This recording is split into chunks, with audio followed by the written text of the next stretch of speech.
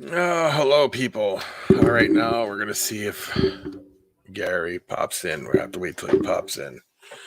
And then we're going to go from there and we will see what's going on. We were having some technical difficulties with the radio show, so that's why we did not do the radio show today. So we are going to see what happens.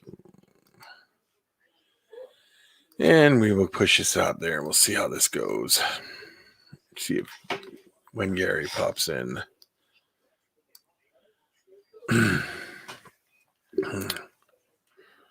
Let me see.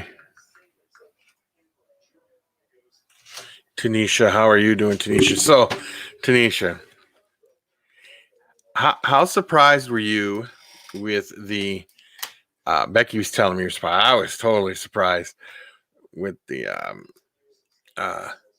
dances, the mass singer. I don't think the snail should have lost because he did a better job than the other one, but then the raccoon.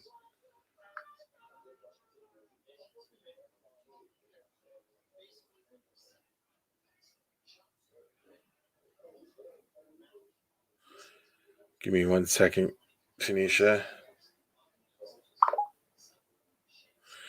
Justin, how are you, sir? We're going to try to get a few people in here. I hope you guys hit the thumbs up. So, there he is. There's the man. Hold on. There he is. Let me put my headphones on and see what's going on here. There we go. Gary, how are you? Hey, yo. So, yeah, I don't know what's going on with it. They say that it's a site issue. And I'm like, well, one person got on, but the other one didn't. And they're working on it. Yeah, well, that's like the time that you had to put the ticket in for me, but it was really my headphones when he said it was my headphones. Yeah.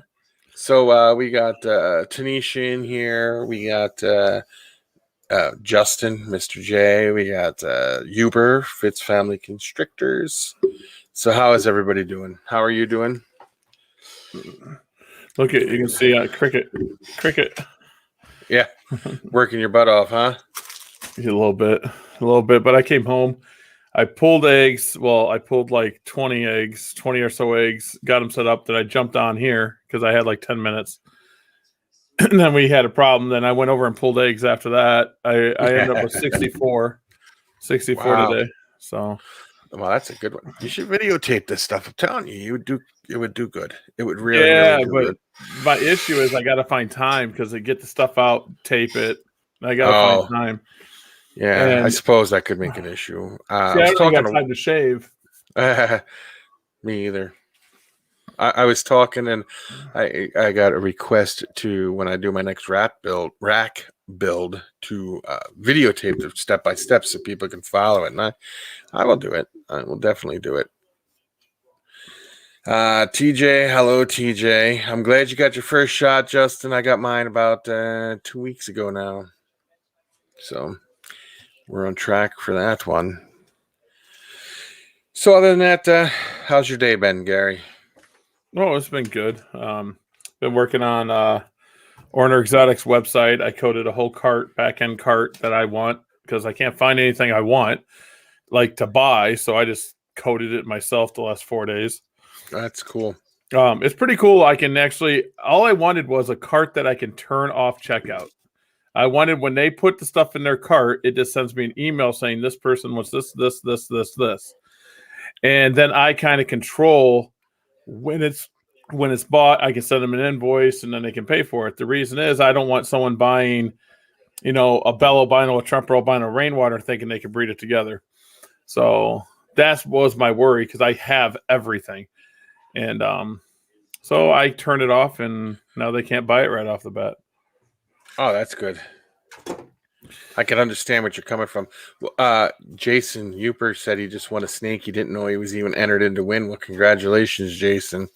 That's pretty cool. That's what I'm talking about. Almost like when I won that tarantula off of the auction. I didn't know I was bidding on it. Yeah. So, and I was going to ask you how the show went this weekend. Was it? Oh, I got stories. Oh, geez. I was just Okay. dying because you said you had stories, and I'm like, well, I got to talk to Gary about this. Well, my show goes. I get there the night before, and Mickey stays open. Leaves the area open so we can actually go in there and set up. We were in there till 11 o'clock, but I had everything set up on my animals. So the next morning, my plan was to get down there and videotape. Right. Well, I get down there with my animals. I forgot my camera, and I'm not leaving my geckos there because Miles wasn't there yet, and I know Miles was sitting up next to me, so he wasn't there. So then my wife gets down there, and then the show's open. So I was like, whatever. She goes over and buys a sugar glider in the work. She comes back with a sugar glider, and I haven't even made a sale yet. Literally, I bought geckos off of Miles, and what else did I buy? And geckos off of Casey. So I'm already in the hole there, and then I go out and buy this sugar glider. Well, the show is great. The day goes great. Everything's good. Well, anyone that's at the show knows I carry around a money bag. It's always on me. It says the bank on it. It literally just says the bank. It's a blue bank bag. And I had a larger sum of money in there, okay? And after the auction, I'm bidding. I'm winning animals and stuff. And it's me, Dylan, Laura, Jillian, my daughter, Jillian, Laura's my wife, Brittany, which is Dylan's wife, Miles, Evan from Strength and Leos, and who else was sitting around there? I forget. There's just a bunch of people sitting there. Katie and Austin. So I had all these people sitting around my table. We were bidding from my table, and at the end of the night, I win these animals, and I'm all excited. I leave my money bag on the table, but I don't remember doing it. So everyone leaves. I go to dinner and I come back and I'm looking for my money bag and I can't find it. And it's a large sum of money. It's like all my sales for cash, except for like $1,500 that was in my pocket. And so I'm sitting there flipping out. I'm texting Mickey. Mickey's like, dude, I'll be back as soon as possible. Well, we figure out that the hotel will walk me in. They're not supposed to let us in. So he was going to walk me to my table. I walked and it was sitting there.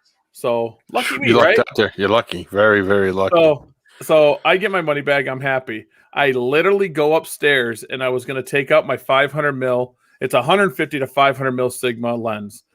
And if people know what macro is, this lens is meant for reaching, but it also has macro where I can get down and dirty with the pictures and just like take like eyeballs of a tarantula. That was what I was going to do.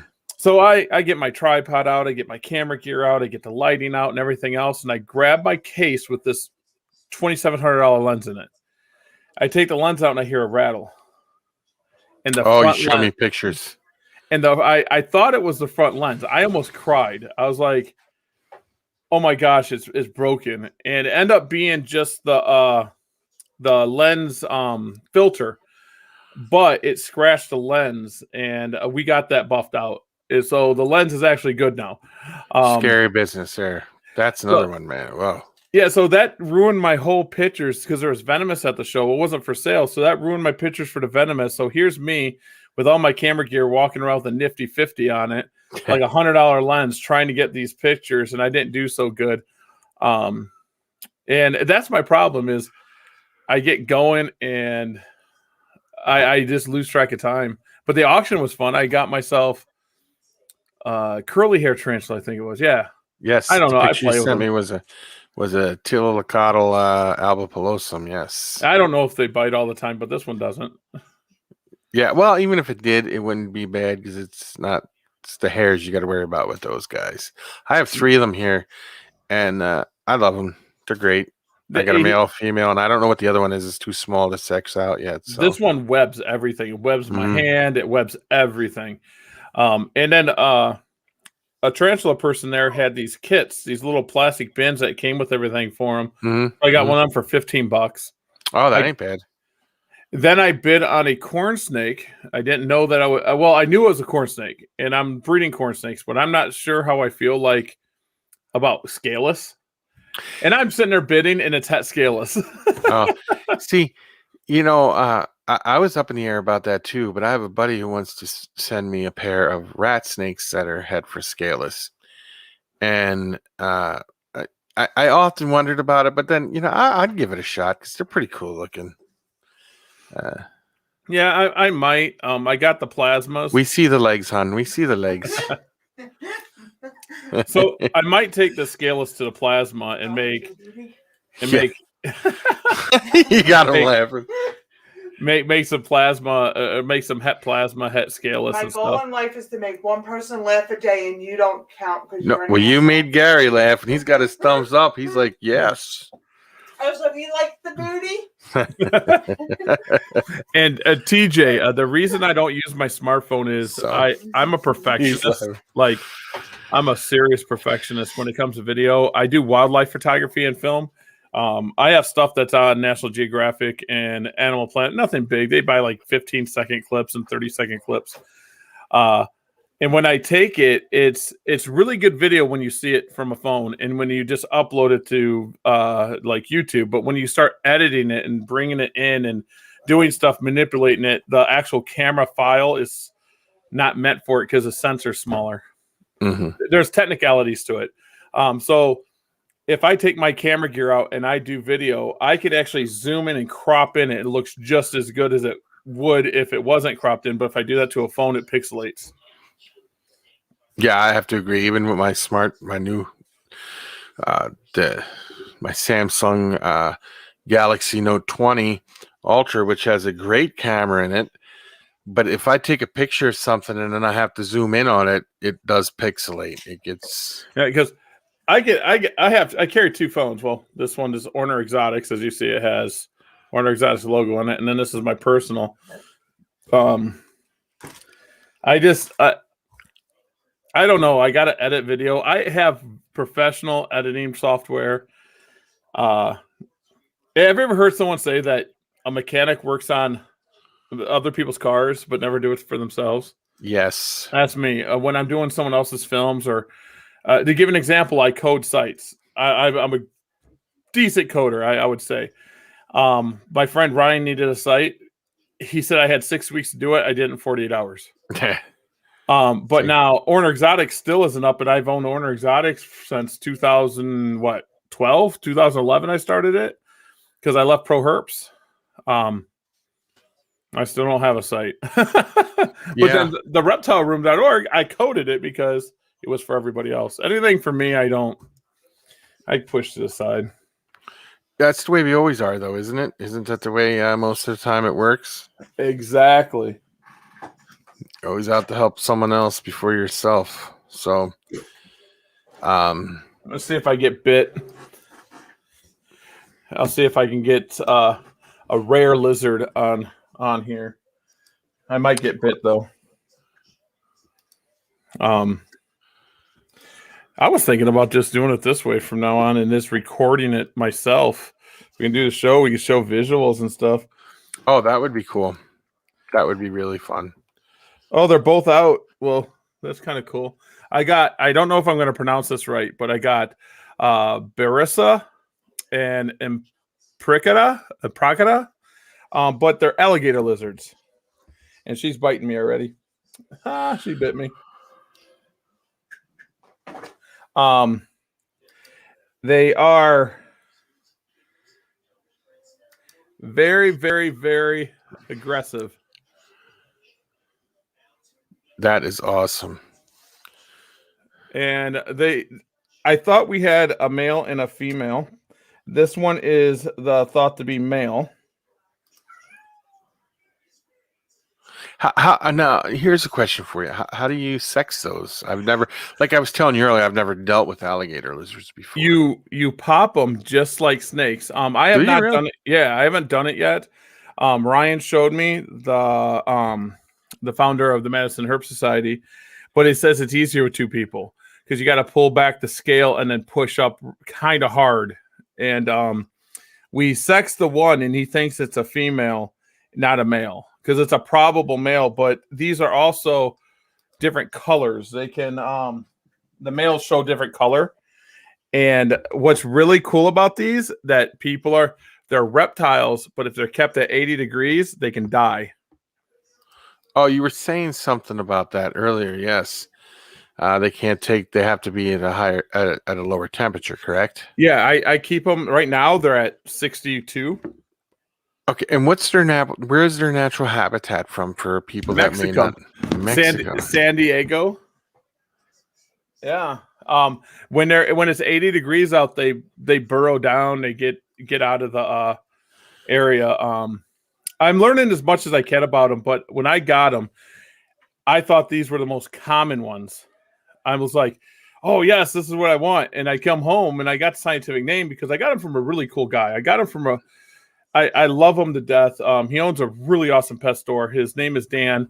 He owns an animal house in right outside Milwaukee. And he knows I wanted them, alligator lizards. And he had, I want to say 4 or 5 different species there of alligator lizards. He had the green ones and these. And he looks right at me and says, Gary, I need geckos. Go get me any 10 geckos. You could have a pair of these. You could have any one you want. And he has a really cool employee. Her name's Brooke. And I don't even know what to say about Brooke. She just loves animals. She just is into it. Well, that's cool. So I said, I want a gravid one. And she got one that we think's gravid. Ryan thinks it's gravid. I think it's gravid. And then she got me a probable male, and it bit her pretty bad because they got a big bite for a little thing. Yeah. And so I just take them over geckos, and they're like perfect. And she brings me over these 2 geckos, and they're flawless. They're just awesome animals. Well, I'm like, well, I don't know how to exactly keep them, but I'm a reptile guy. I'll figure it out. And then Ryan told me he says, keep them cool. So I'm like, oh, we're going to keep them like crescent geckos. We'll just keep them in my gecko room on a shelf, I bring them home. I set them up, and I put them on right next to my crescent geckos. And these things like go into hibernation. They do not move. They don't do anything. They're just laying there. So I get a hold of Ryan. He goes, Gary, you're keeping them too hot. Put them in the coolest room in your basement. You can go down to 40 degrees. I put them at 60 degrees. They're eating. They're running around. They're biting. So I'm really, really excited about. And you were saying that these are live bears. Am I correct? Is that what you said? Yes, live bears. Mm-hmm. And they're not the most expensive ones being wild caught, but they're one of the hardest ones to get. I can't find any information on them. Like I'm at part of an alligator group, and these are the hardest ones to get information on. So how many young do they have at a time? What I was reading, some alligator lizards can have up to 12 to 14. I think these ones here can have like 4 to 6. I've been reading just the wildlife papers on them and the biological papers on them and what they do in the wild. That's all I can find on them. Now, is there any morphs in these, or is there any albinos that are out there or anything that they Not that I know of. Okay. The green ones get bigger. These are full grown. Them are adults. Okay. I can't believe they didn't bite me. I seen green ones and I thought they were. I wasn't sure, and I know the green ones are bigger than those. Any specific diet for those? Is it hard to get them to eat certain things, or? These are eating mealworms, roaches already, crickets. If I get them, which I'm thinking about starting to get them, because I got fat tails now. But anything that wiggles, these guys haven't been like picky. These guys are known not to be picky in the wild. They'll eat anything. Some of them will be more picky and they eat snails, stuff like that. Yes. No. Yeah.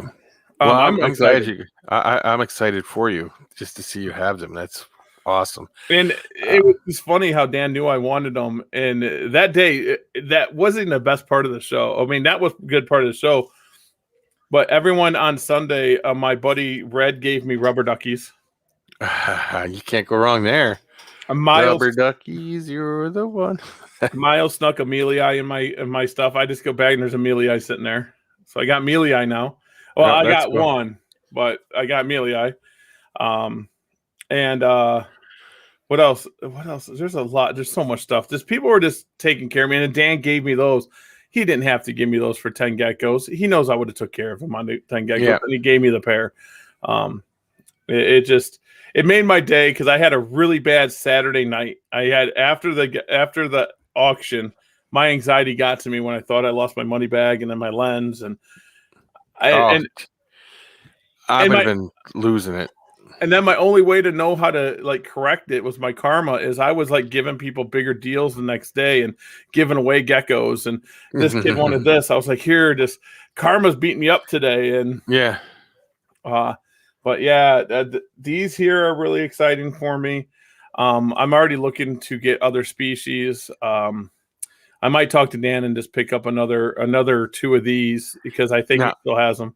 does he have all kinds of different species of those, or? Yeah, he has. I don't know all the scientific names. I think he has like 5 to 6 of the species.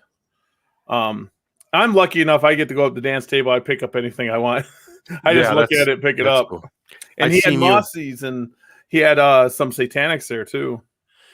I seen you in Wally Kern's video.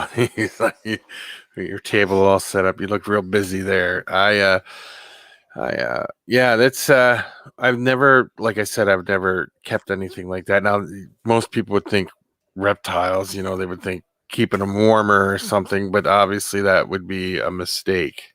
Yeah, I thought when he said cooler, I misunderstood him. I thought like a crested gecko.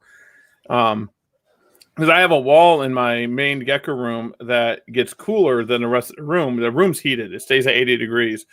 But this wall is next to the door, and the door never stays shut in that room, and it gets cooler along that wall, and it stays in the 70s. I thought perfect. Well, I had them in the corner, in the far corner, so it was getting like the back of it was like 72, and the front of it was like 80, but they weren't moving. Like I went in there, I thought I was losing them. I thought they were dying, and I'm like, I've had them for like 2 days. What am I doing? And I brought them in here, and they're in a quarantine tub because everything stays simple until I know they're healthy. And I mean, I hand feed the one. It nips my fingers, but I hand feed it. Yeah. And then I actually had to turn down a Nile monitor.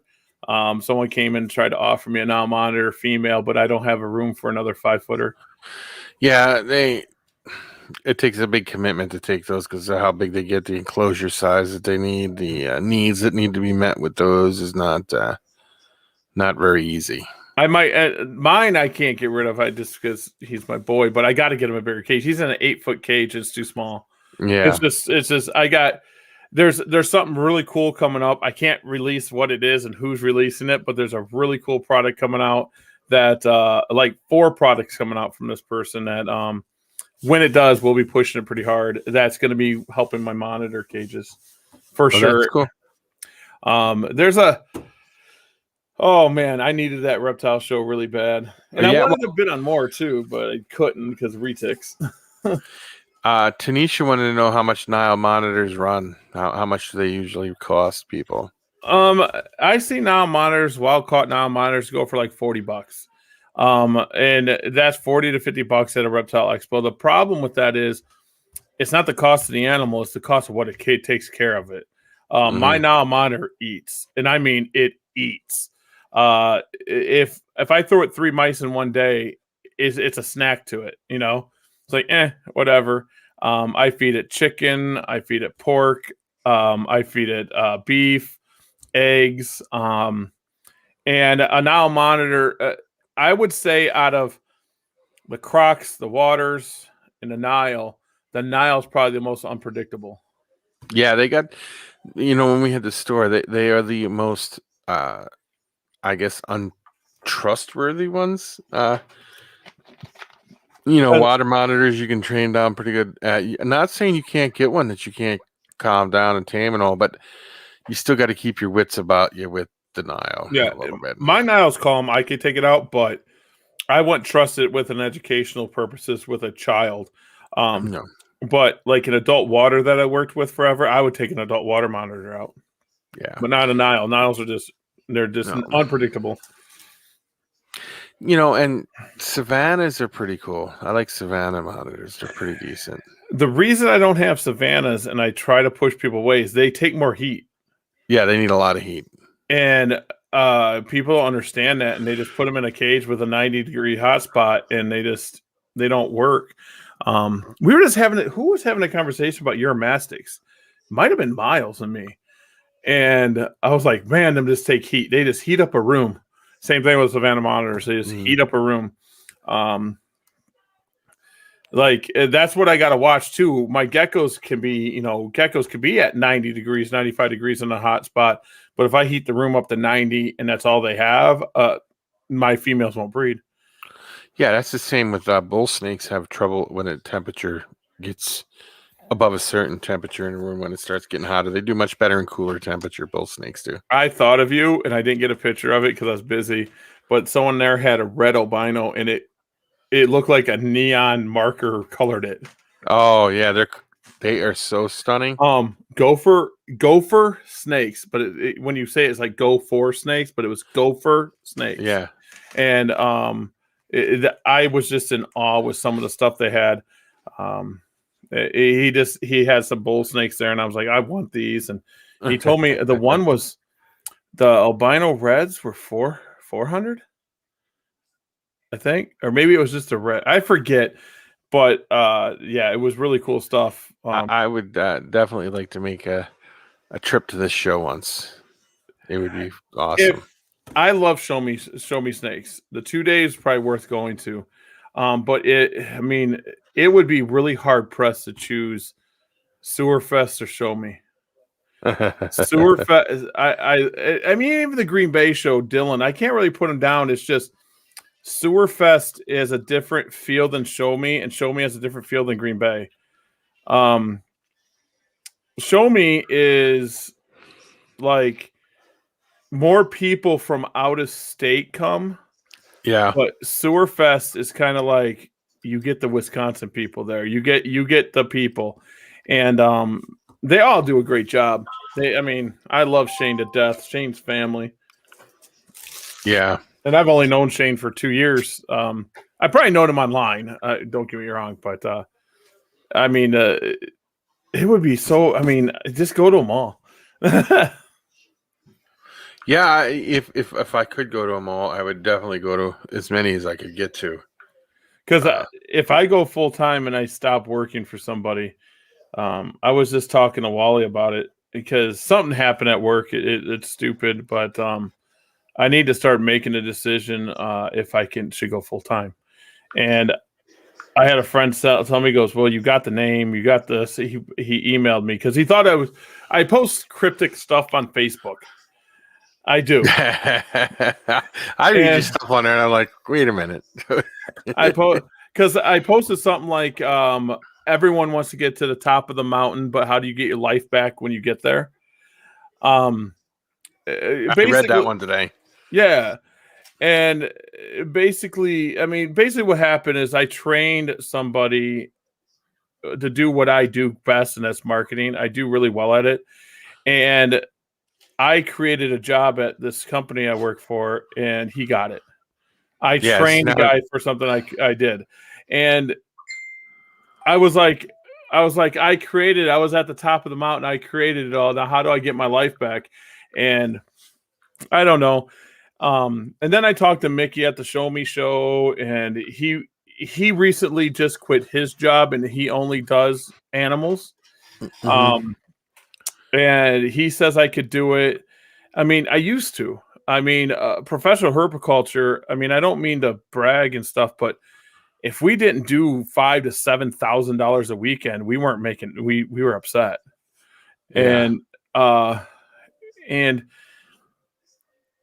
I worry about failing my family. If I don't do well enough, then my family goes without. But to think about it, I got to sell 10 geckos a week. Will you be vending shows in the future? I hope he will. I will be once I get established better than what I am, because I kind of, like I said, I cut way back, and now once things start taking off again, absolutely. That's one thing that my wife and I did in the past, and we enjoyed it.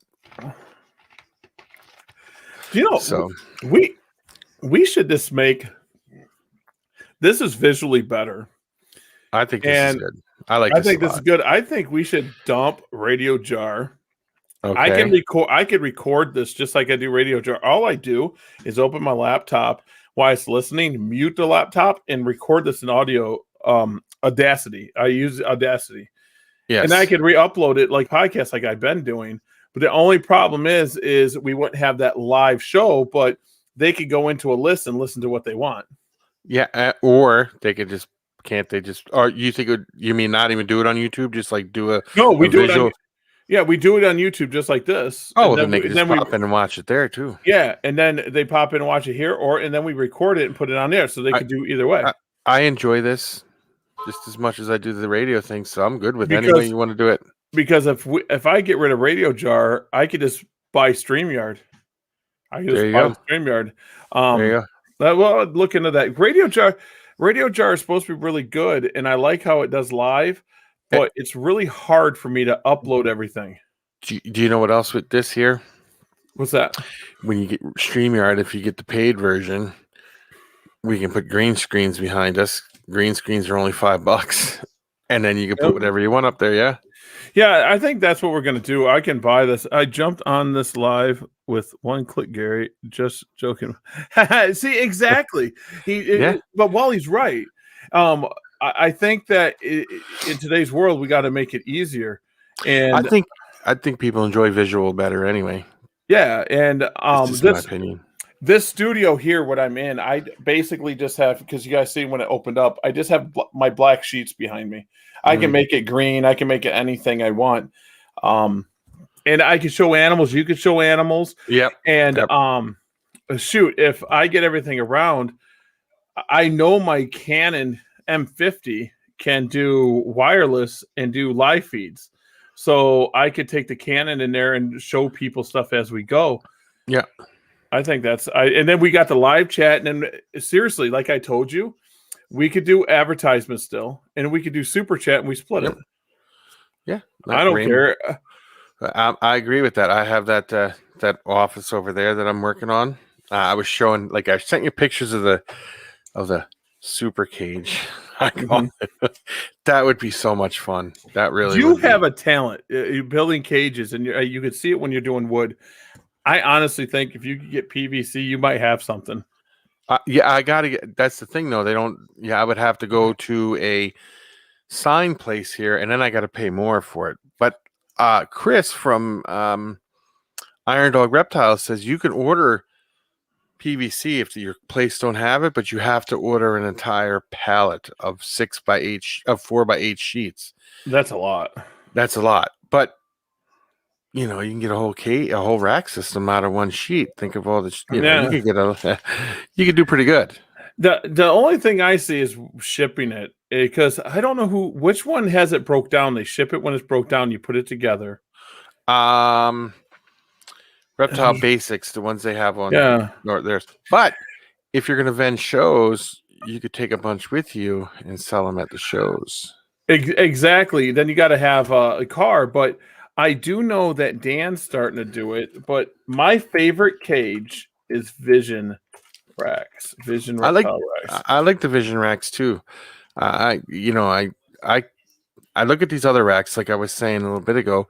I wasn't saying on here, but I like all the racks that they have out there, but they can get pretty pricey, especially some of the wait lists on some of them are months out. So I just started making my own. When I lost some of my racks to that fire and then the smoke, I had Vision racks. I had a wall of them, and I sold them for like $150 a piece. Wow! See, I was done. I honestly didn't think I was ever coming back. I didn't think I would. I didn't want to at the time. And then all of a sudden we did. I like that one, Wally. Jurassic. I was thinking now with that whole thing, I wasn't sure of what to put in it. Now Wally says day geckos, which are very cool. I think the number he said, because I gave him the exact measurements, was like a 3.11 could go in there. It's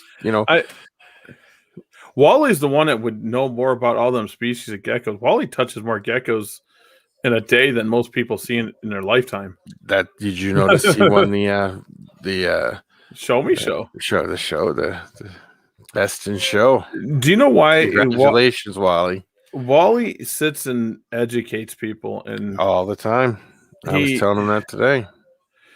I mean, I can't believe he doesn't sell out. He had a really good show, though. I've seen his stacks go lower and lower and lower.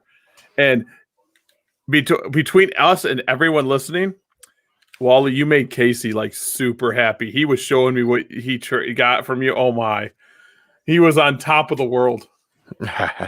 Wally's got good stuff. I go to his website all the time, and I'm always looking at stuff on there. It's just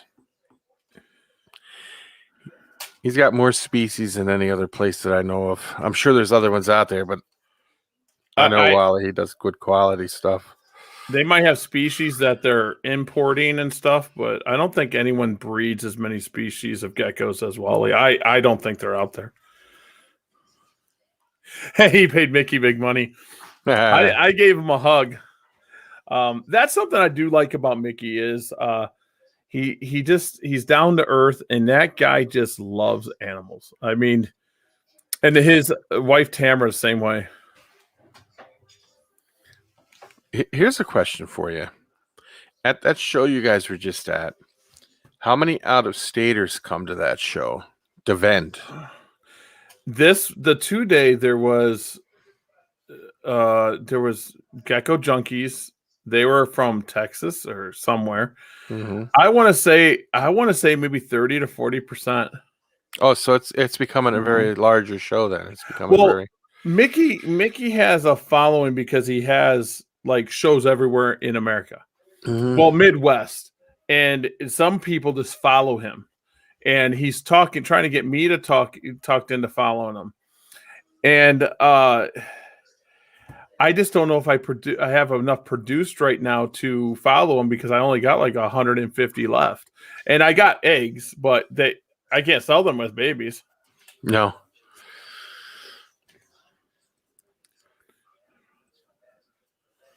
Oh, I appreciate that. That's another story. Wally sent someone over and said what Wally, said about me, how awesome I was, and it just made my day.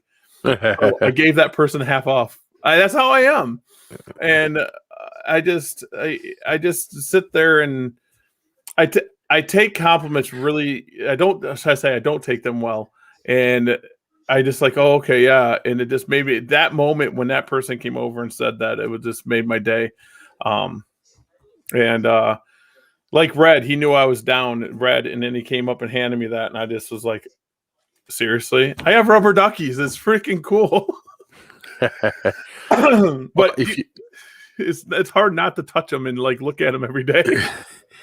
If you have any questions or concerns about him, ask Wally Kerr, and he's the isopod expert out there. I have watched every isopod over and over after these rubber duckies. I've seen them like, oh, okay, do that. You have to do that and do that. I went out and got lime. I set these up. I got little containers I bought for them, and I got the pictures of them, and it's just so awesome. I got my final ingredient for my yes, I do. Oh, go ahead. For my isopod substrate. Secret. Looks like a big pack of cocaine, though, doesn't it? There it is. Isopods are fun. Yeah. And Wally, I have to. We're a big family. Like I told Red today, he's not a friend, he's family. And, I met Red through Wally. Oh, yeah? I met Red through Wally. I met almost everybody in Wisconsin through Wally. Yeah. And it's just, Wisconsin's a different feel. And Evan of Strength and Leo's, I don't know if you ever listened to his podcast. I have. The kid's a genius. I met him. He was with Miles all day, and we just hit it off. I wish I had his knowledge at 18. And he's just down to earth. And he even said, he goes like this. He said at the auction to me, he goes, everyone's so nice to me here. And I said, dude, I was the outsider at one time.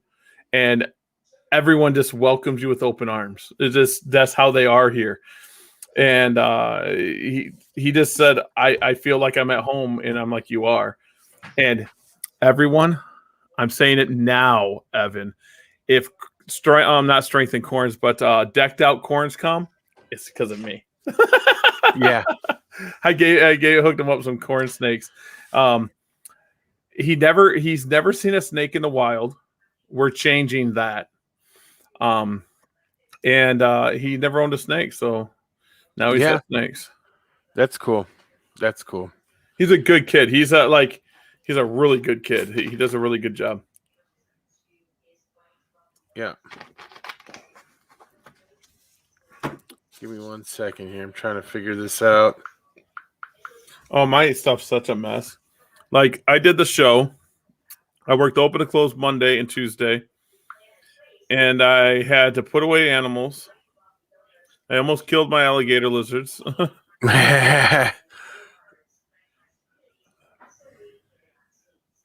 Yeah, what was funny is I knew I'm sorry, Evan guys. Oh, you're fine. I knew Evan was coming. And Miles came, and Miles sat up next to me, and he said, yeah, Evan's coming today. So I was thinking a way to prank him. I was like, what can we do? And I turned around, there he was. I was like, oh, there with that idea. Yeah. It's just, he was asking me questions about the geckos. I knew about what I knew about geckos, like from JMG and stuff like that. And I was telling him what I knew, like, people think blood hypo's new, and I'm like, blood hypo's like old, like real old, and a red stripe is old, like real old. Yeah. And we were talking about Jeff Gilwood Sr. and we talked about Matt, and we talked about, I mean, just any gecko breeder we could. And it was the funniest thing. Here's me, Miles, and Evan. And it was the giant day. For some reason, it was because Miles brought aggro.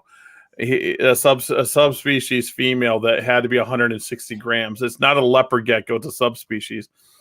But everyone kept coming up asking about super giants and giants. Truth be known, I don't believe in super giants. I don't believe in giants. What don't you believe about them? You don't think they're not real?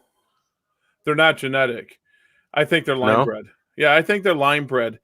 And you know, and Miles says, oh, I never really worked with him, so I can't. But he thinks the same way, and Evan thinks the same way. Now, the reason I think this is this. Back 30 years ago, 40 years ago, leopard geckos bred at 35 grams. That was the deal for female leopard geckos.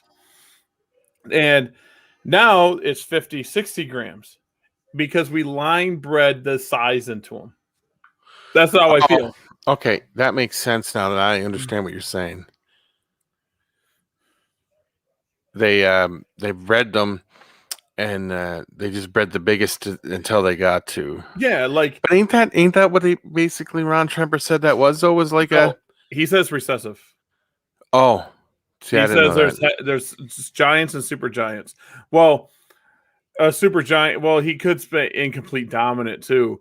But my problem is every super giant I see looks like an overweight gecko. I don't see that streamlined, healthy looking gecko that is, 95 to 100 grams or 140 grams, like they say. I have 90-gram animals, 95, and I think I got one 102-gram male. He's overweight. He's just a fat, lazy male until he gets with the ladies. And my biggest female is 80-ish. She's not giant. So what do you recommend breeding size on? What do you consider? Every gecko's different. Miles and I were just talking about that. There's going to be geckos that don't reach 40 grams. They're going to be 35 to 40 grams. But you can look at the gecko and you can see that they're proportionally fine to breed. Yeah. And then you could have a 60-gram animal healthy, and they're at 40 grams. They're not ready to breed. But you could have a 40-gram animal. That's all she's going to get. She's healthy to breed. You can it's hard to say. You got to kind of look at the animal. That's why I hate telling people at 50 grams, you can, breed, and you can have a 50-gram animal. It's unhealthy. It's just underweight because it's longer and it's all that. Giants. Yeah. There was a fellow in Wisconsin that breeds giants, ash geckos. I got a story about ash geckos. I don't know if they're around anymore, but my first sewer fest, I went. I don't know if Wally remembers. I went and I was just a customer. I was walking around, And Ash Geckos was right across from the turtle guy when you come into the left. They were right across. And I bought some Tremper patternless off of them. And I think he had like 5. I bought them all.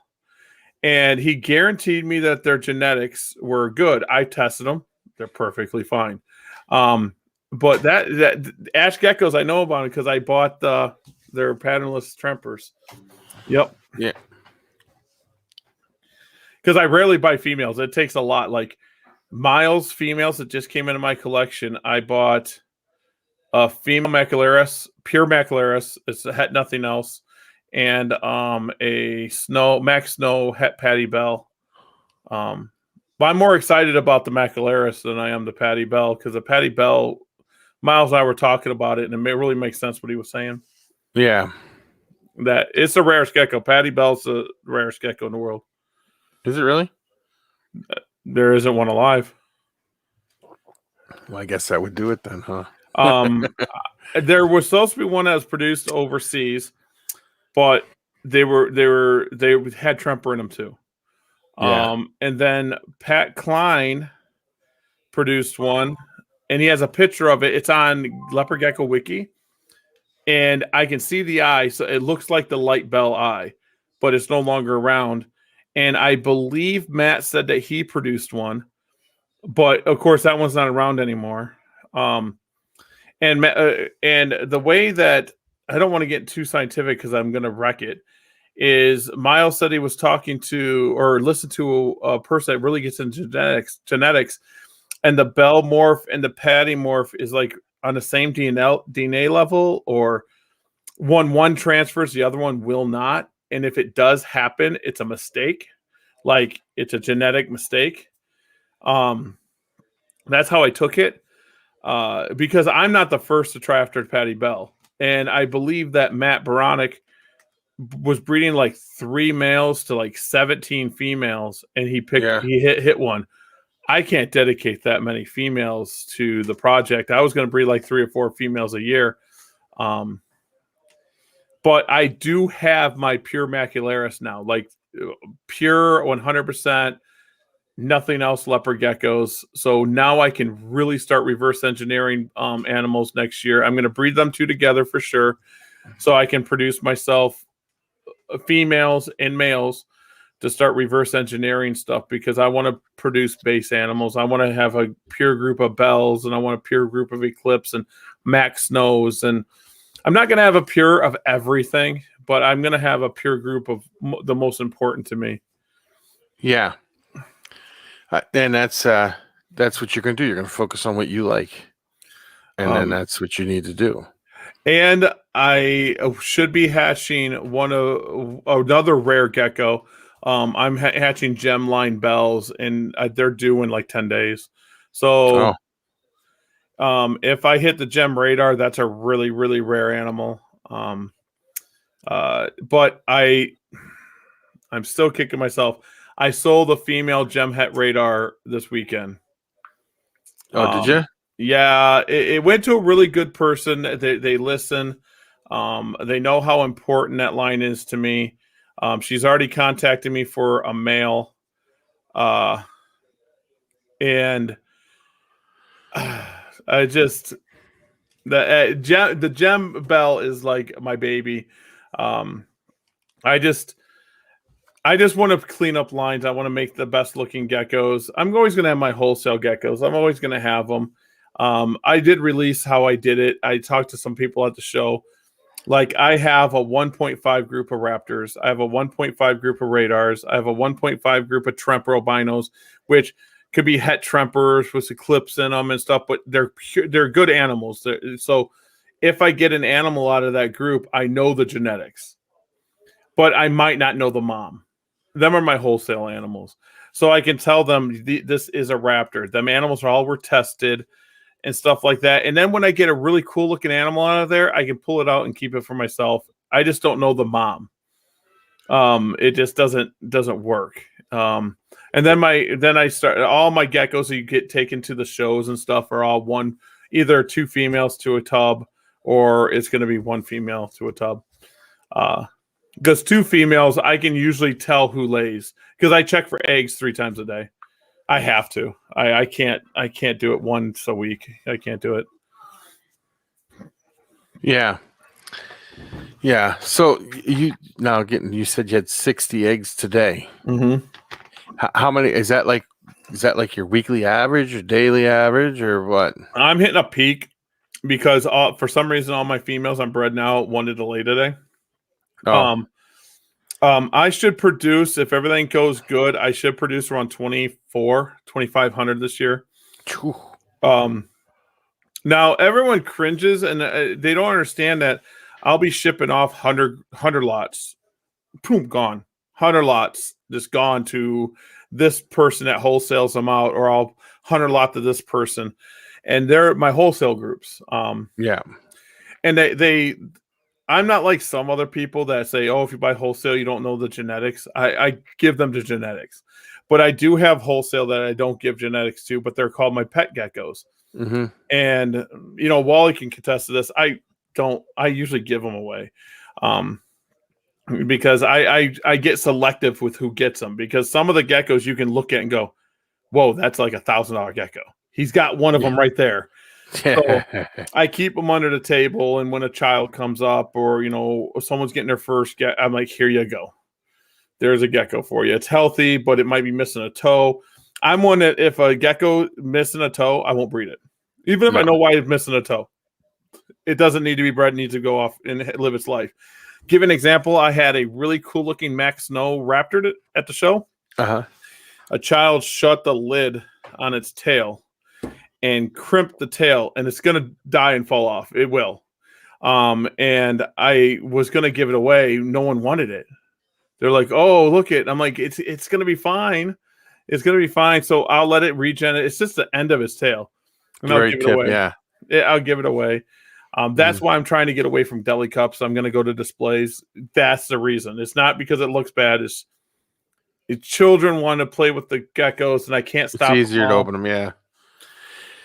Yeah, like I said, that's another thing I want to start building is displays, for when people go to shows, because I can get all the clear acrylic, and I got all the tools. I got an acrylic bender. I got all that stuff. So that's another thing I want to start building is acrylic enclosures. Well, acrylic displays, I've been looking at them. I've been noticing with the good cases. I don't know what the kind of call the travel cases for music. That's what I think they are. Yeah. Like ARS has, they're like $200 for the case and like $300 for the displays. Okay. And then Miles has these displays, but he forgot what he paid for them. Forgot where he got them, but they're like plastic, and they set up. That's what people need to do is you need to make them look uniform, and then people can come back to you and keep getting the same thing. So if they buy 4 cases from you this week, but next month they want to buy another 2, it matches. Yeah. And not many places do that. They're like, oh, well, I can't get that case anymore, and I got this one. Yeah, I find that with a lot of stuff. Yes. And then I don't know if I want to pack my geckos in the cases, so that means it's more space in the truck. I gotta buy a van. I like selling at expos more. I just do. Miles is more market king. Miles puts up. I was so mad at him the other day, not like a friendly way. Yeah. He put up a link saying, "Hey, these 9 geckos are up on Morph Market." It literally said 7 minutes. I clicked it. Half of them were sold already. I was like, dude, seriously, what?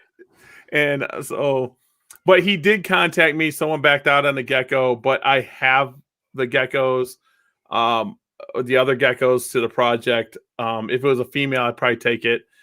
But I like having like the Wallies, and so Evan talked to me about it, and he says, why do you promote breeding geckos? Why do you want other geckos? Because literally I wanted a gecko line. I wanted it to be me, Miles, and my buddy Dylan.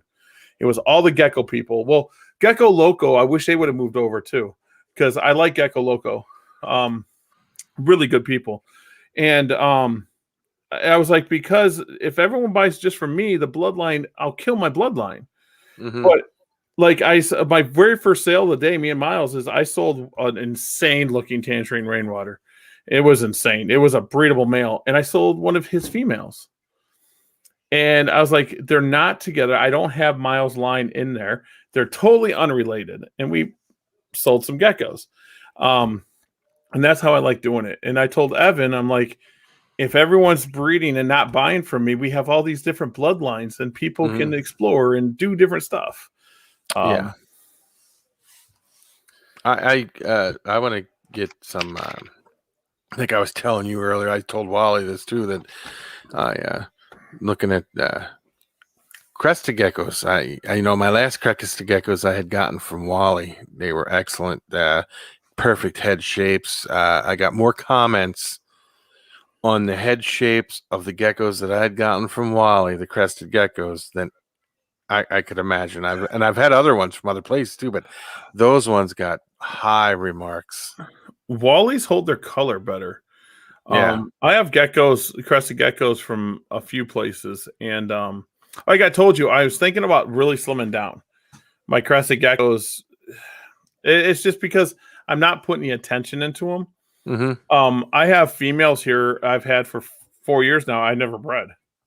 I just don't breed them. I spoil them rotten. I feed them and clean their cage, and they get out of the cage. They jump on my head, and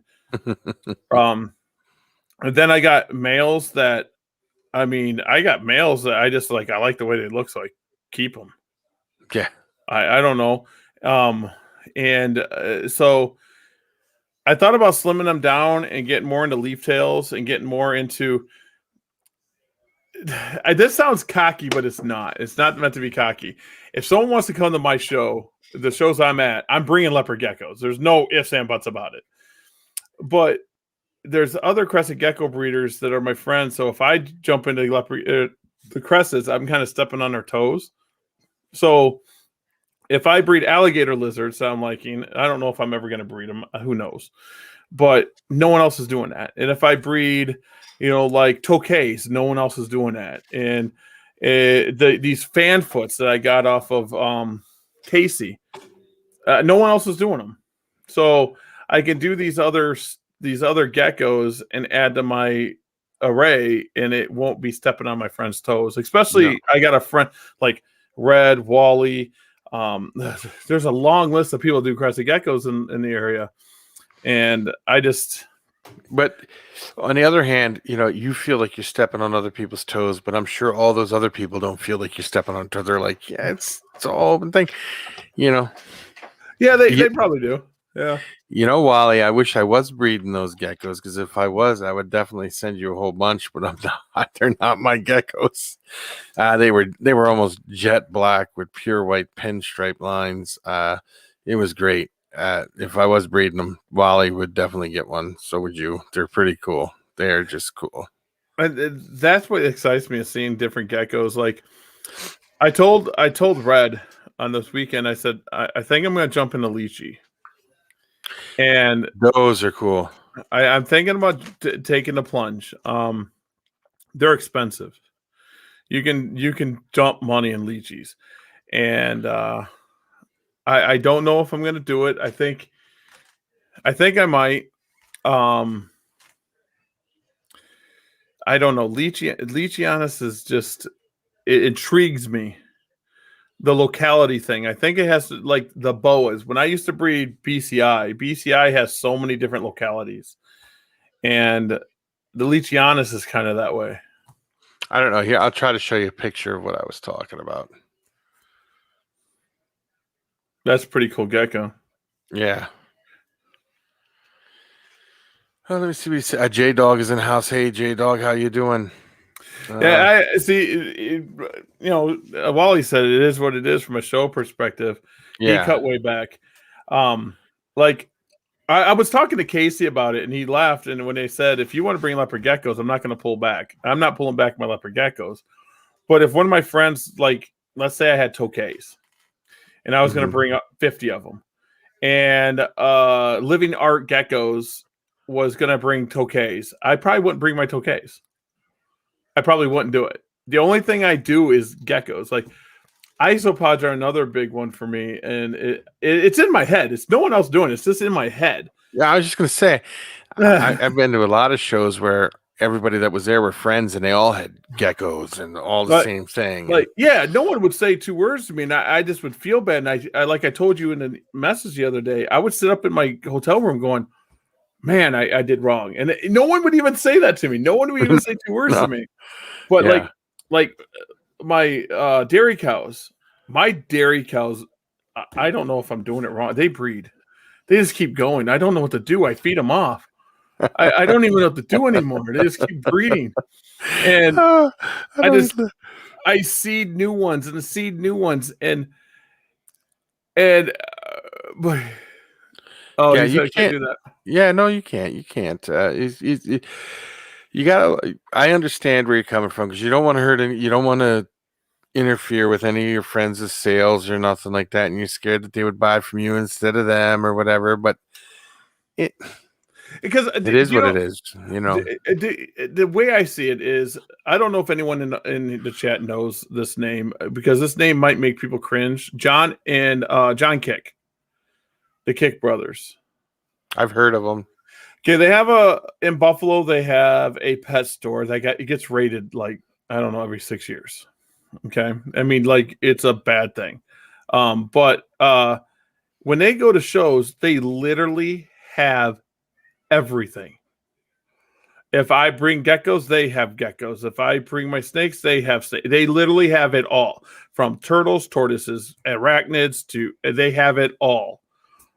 They at the Cleveland show, they have to have 12 tables.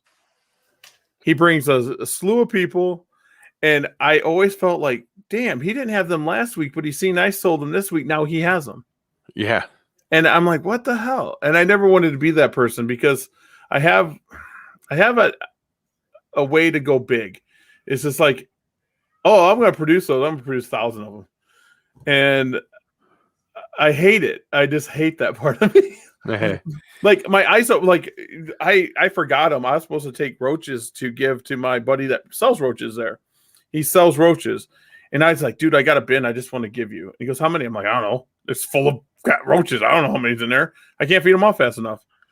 I was just going to give them to him because he said new bloodlines help roaches, I guess. Yes, because the production, at least from what I did some roaches, not many, but Wally might know this more than I have heard. But I heard that all the research I've done that if you don't put new bloodline in there, it's like production starts slowing down.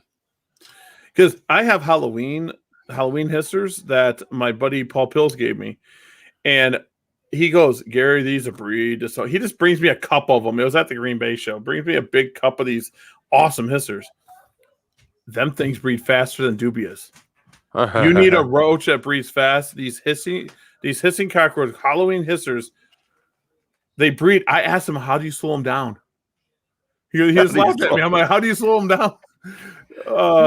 I mean, and then my do your geckos not eat many roaches or something? Or but I feed them roaches, but I don't like stuff running around in the thing, and they struggle getting them out of the cup. And with me having so many, I can't hand feed all of them. I literally took handfuls of adult roaches and threw them in my monitor cage and says, guess what? Have fun digging for them. I know Becky, she was fine with me doing the roaches until she decided one day she opened up a bin and there was roaches running in there, and she's not a roach person. She doesn't like them. So I kind of steered away from those a little bit now. But if I do it now, I'll do them next door. I wanted to buy peanut beetles off of Wally at the show, and I forgot. Oh, peanut beetles are pretty cool. Because I just wanted to have that small mealworm, and I forgot to buy them. I'm gonna have to buy them off the next show because I wanted them. Tweet coming there. Wait, great.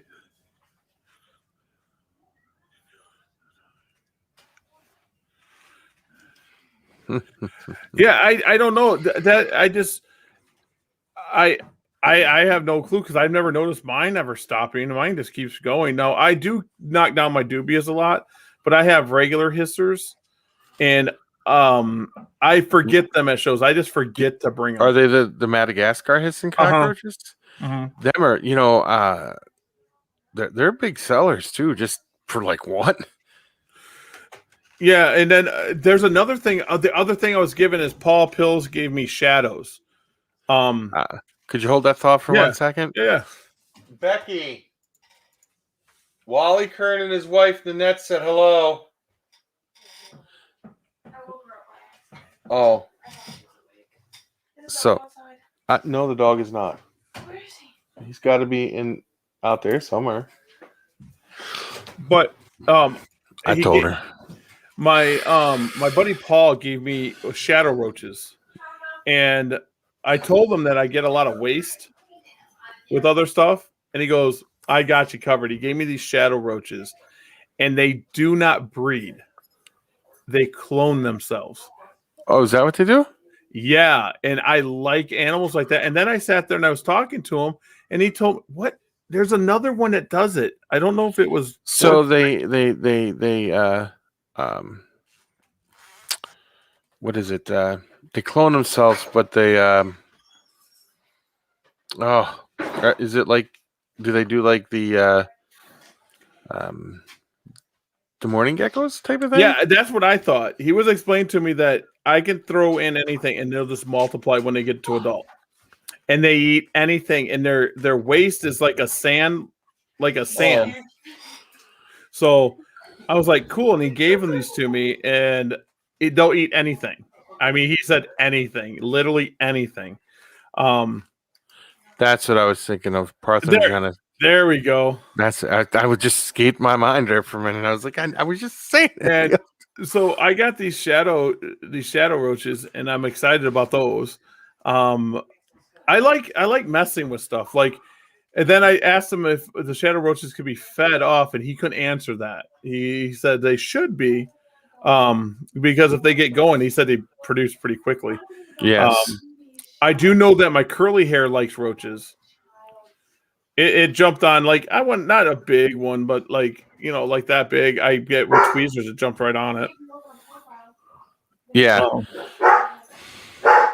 Hold on 1 second. I'm gonna have to take care of this dog real quick. So I will. Oh no. No. Got it. And so I have all this cool stuff. What else did I get from Paul? I forget what I got from Paul. Different roaches species lately. I want to about a dozen different species.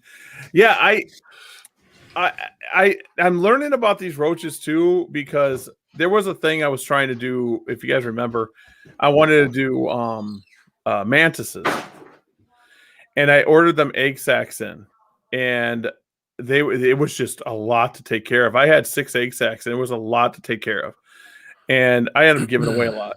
I want to do ghost mantis. That's the one I want to do. It's ghost because they're communal. Yeah. See, now I've never been like big into the mantids type of thing, but I do like the scorpions, and I like the tarantulas and millipedes. And centipedes would be cool, but I've seen some horror stories from centipedes. But millipedes look cool. I got some pretty cool millipedes. I forget what I got.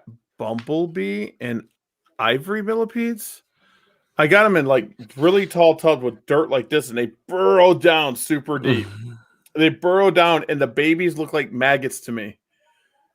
And they just look like maggots. They're just little tiny wormy things. The main problem I find with a lot of this stuff is a lot of stuff likes to stay hidden.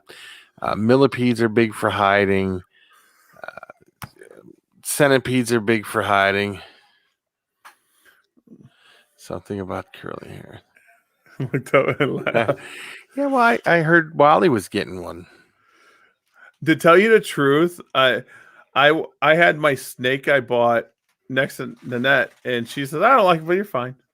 And Wally, I had my tarantula out. Austin helped me get out because I didn't know if they were. I don't think he understood me. I said, "Do they bite?" And he goes, "Well, they can." I'm like, "No, are they known to bite?" That's what I was trying to ask him. Are they Oh known to be yeah. a biter? And then we got it out. While he stood there, he didn't even cringe, nothing. That was the thing. I just had it out of my hand. Now I wouldn't chase him with it or put it up next to him, but I had it out of my hand. It was cool.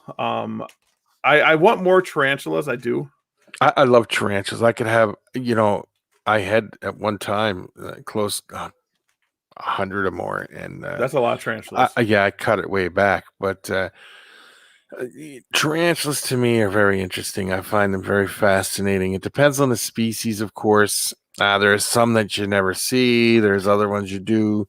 I like. I'm gonna get some green bottle blues, which web everything up really, really nice. I wouldn't mind having a Monocytrophus balfouri communal, which would be cool.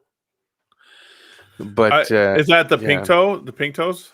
No. That's the. I don't know they're scientific. oh yeah, they're they call them M. balfouris. They're Okay. they're like a grayish tannish color, maybe with like bluish color legs, but they do good communals, and they're pretty interesting. And one person here, this HD Arachnid, his name is Dave. He's got a lot of them. He doesn't live too far from me. He's got a good collection of them. I used to have pink toes in a 55. I had 3 of them in a 55-gallon tank. Yeah. Yeah, they stayed in their section. They never kind of crossed paths, but they never killed each other either. Oh, the Scotland blue is the common name. Okay. Or Secorda. Okay. Damn, autocorrect. I get you with the autocorrect. My problem is I got fat fingers, so when I'm typing stuff, it's all over the place. I will have to get the picture of me holding the ornamental. I have a picture of me holding an ornamental in my hand like this, and it's sitting there, and it's like crawling up like this. Yeah. See, ornamentals are cool. I like mine. I got not an ornamental, but I got the Pulsatharia fasciata, which is very cool. But the bite from one of those causes muscle spasms. You can get pretty sick. I don't think anybody's ever gotten deathly ill from them. They can get pretty sick. Yeah. And pretty painful, much like a what's the name is really painful too, like a centipede bite. That could be really painful. Centipede bite. Thing with centipedes is they're super fast and they can climb. People think, well, they're in a container, they can't reach out. Well, you got a big Asian centipede in there, and you think you got a deep enough tub that centipede's a foot long. It can climb up over that lid pretty easy. Centipedes I've never really had. I got the millipedes. I got some different types of millipedes. Oak. I got them on the container. I just feed them. I literally just feed them. That's all I do. I go nuts. You guys should see me when I'm taking care of stuff. Other than geckos, I'm more speed. It's like go, go, go, go, go. But my millipedes and stuff like that, I take my time. These alligator lizards almost cried. I almost lost them. Yeah. I honestly, Ryan said I shouldn't have lost them, but I was scared. I never seen a reptile get to 80 degrees and get sluggish. They were like, "Oh, this is too hot." I'm like, "Really?" See, you would think because they're from Mexico that they would be able to handle the warmer weather, but I suppose if they're close to the ocean, it's kind of a cooler. Yeah, if you ever look at the temperatures in like California, the ocean is like 20 degrees cooler than inland 5 miles. Yeah. Oh, yeah. So, but now I catch myself staring. Like if I have tarantulas, I catch myself just sitting there for hours watching them because I can watch them for hours. Tarantulas to me are just, I don't know. They're just something about them that's just super fascinating. I don't know what fascinates me about them. You would think, like with millipedes, they're pretty cool. Animals lick millipedes to get high, but didn't know that. Sweet. Oh yeah, the giant millipedes that you get over in Madagascar and stuff. The lemurs lick them. I want. They lick them. They lick them, and then you'll watch them, and then their eyes get really big, and their pupils get big, and they'll fall out of trees. That's all, dude. They get really. It's like a psychedelic drug. I'm asking Tamara and Mickey to let their lemurs. They got 2 lemurs lick some millipedes. They got one's Maurice. I know Maurice. I've held Maurice. But the other one I haven't met yet. Now I'm gonna have to text Tamara and ask her what the name is. They find that in the wild, the lemurs will seek out millipedes just to get high. It's really weird. It's like they become addicted to it, much like people become addicted to That's drugs. funny. It's pretty interesting to watch. That's fun. That's But, really funny. Yeah, millipedes have never really been a big. Wally's got some really nice ones, but I don't. I never really been into millipedes hugely, or nothing like that. I've never really kept them. We had them in the store and stuff like that. But like scorpions I find scorpions interesting, but tarantulas for some reason I find them That's just your thing. Do you do spiders too? Do you like spiders? It's Like iffy. It trapdoors depends. and stuff? Well, they're another one that you don't see much, so I'm not. I don't know. I get funny with stuff like that. You're like, I don't like the trapdoors. No, well, and they got a kind of. I'm assuming a little bit of a. Most people with trapdoors are very closely related to funnel webs. I think you can get a little sick from them. Not that they would kill you or anything, but I don't know what the difference are, because when I used to run some Pest Supply Pluses, when I was like 19 years old, I used to get trapdoors in. There's a black one and then there's a red one. mm-hmm. And the black ones always weren't as aggressive. It was always the red ones that would they would try to mess me up. No, I never had a problem with the tarantulas or nothing. Scorpions, I wouldn't mind having. I don't have any scorpions right now, but we did have them in a store. I wouldn't mind them. But if I got scorpions, I'd want some like Hottentotas, or some really fat-tailed scorpions or something like that. Or emperors. Emperors are cool. We had a lot of emperors in the store. They're hard to get now because like Rwanda, they stopped exporting them, so it's kind of. The last time I seen emperors. Well, I didn't look at the tarantula guy this time, but there was emperors like 3 shows ago, and I think it was Sewerfest. I seen him. I'm most positive it was Sewerfest, and the guy was like asking like $75 for him, and I was like, "Oh wow, they went up." Yeah, I was like, "Whoa!" we used to buy them at like $12 a piece, $10, $12 a piece. Now they're up to $75 and $80. Yeah, I just need to get some different species. That's what I need to do. Moon over Miami. Hello. Well, what about the Keys? Moon over the Keys? No. But yeah, I got it. I was talking to Mickey, and he says I need to diversify if I'm going to start doing more shows. Yeah. And then and so that's why I did corn snakes, but I need to buy adults. He brought up ball pythons. I'm not into ball pythons. I'm just not. I like ball pythons. I'm not going to bash anybody for having them because I used to have a massive collection of ball pythons. They're very cool. But again, they just sit there. Yeah, I mean, it doesn't fascinate me because the ball python people aren't genetic people like gecko people. There's a difference. We care about the genetics and we line breed and everything else. So I don't know. And then like you really see the line breeding when it comes to like crested geckos. Yeah. I mean, crested geckos really get into like the line breeding and saying, look at the speckling here, look at the striping here, and a Pictus gecko, Wally's got some insane Pictus geckos. Yes, he does. They are. The striping he had on some of those. I don't know if he sold them all, but he had some insane striping on some of those. Yeah, I'm always on his website looking at his Picta geckos too. I'm always on his stuff looking at everything. I watch all his videos over and over again because some of his stuff is just insanely crazy. That's why I want the peanut beetles. I can get some of them dwarf geckos and some of the dwarf stuff. And I'm gonna need it, I think, if I ever find helmeted females because they're tiny. Babies are tiny. I have just scratches the surface. Really? So he says just scratch the surface. These stripes, I couldn't imagine the stripes he had on them. Picta was just like. Now, here's a question for you, Wally. Is there an albino version of a Picta gecko out there yet?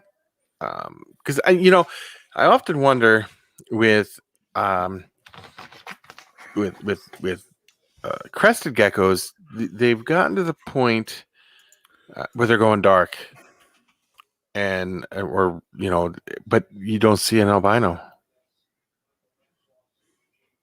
You got the lily white, but that's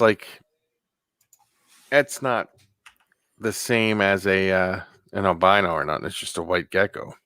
But I think an albino would be cool. A lot of geckos, for some reason, there isn't a lot of them don't have albinos in them, do they, Gary? I don't know. I mean, T positive albino, yeah, that's like the blood python until they came out with the T negative. Yeah, I don't know. I used to have some Picta way back in 2013, and I just had a group of different stuff. It just was looks different. I know like your knobtails have some albino, some of the species knobtails. Which Impeccable Gecko's got a really cool amelie that's hypoing out. Did you see knobtails are cool. I like them because they got the big eyes and all that. Have you seen the price of knobtails lately? Oh yeah, they're going up there. Some of the species of knobtails are just insane. Yeah. I got my mealy the male set up, and now I'm gonna purchase whenever Wally gets I know it probably has a list, so whenever he gets a female available, I'll buy one, and I'm gonna buy a female off of Miles for mealy. Just I'm a gecko nut now. I'm more into, hey, I want to keep the species now. I just want to keep it. Yeah. There may be some Picta geckos in my future. I'm working on it. It'd be very interesting to see. Pictas are very cool. Here's a question for you, Gary, or Wally. Maybe you guys. I'm sure Wally knows the answer. Now, with the Picta geckos, how many eggs does the female lay in a season? Oh, in a season, I have no clue what the average is.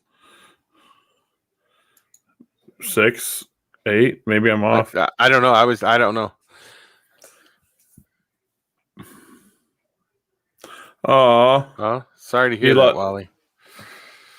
That's not good. See, and that it's like male season for me, because Miles had stacks of males too.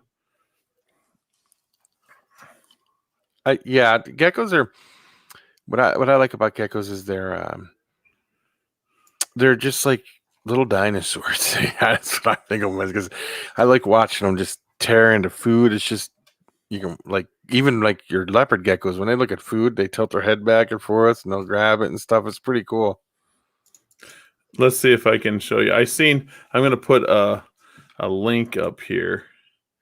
I seen this guy in person. Let's see here. Oh, I can't. I'm not in a chat. I can't post to the chat. I don't know how to post to the chat. Ain't the chat on the side for you? They can't. Yeah, but I can't talk it. Wait, I know how to do it. I just gotta get fancy. I know how to do it. Yeah. I got to see this in person. And this picture does it no justice. Wally got to see it in 1 million eggs. You see Wally, what he posted? Oh, that's funny. What'd he say? Oh. Holding my little fingers to the corner of my mouth. 1 million? Talking about eggs. 1 million eggs. There we go. I don't know if you guys can copy and paste that link. That I got to see that gecko in person. Let me go and oh, wait a minute. Let me see. How do I do that? It should go to Impeccable Geckos. It should be in Impeccable Geckos, yeah. I'm trying to get this dog in here. Hold on a minute. He doesn't want to come in. He doesn't like coming in. I'll let you handle the show for 1 minute. No worries. I'll be right back. Yeah, but that gecko, guys, is from an Impeccable Gecko, and it's a very rare gecko. Just insane. I kept telling him I was going to take it, but he said that I wasn't allowed to have it.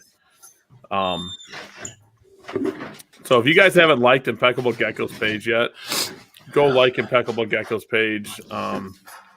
What you ordered off the website and what you got, that's great. Okay, I'm back. Sorry Saturation. about that. Let me go see if I can see this over here. Let me see something. I got to go look at this. Wow. See, now that's stunning. Yeah. Unbelievable. I wish I knew how to share it to the stream.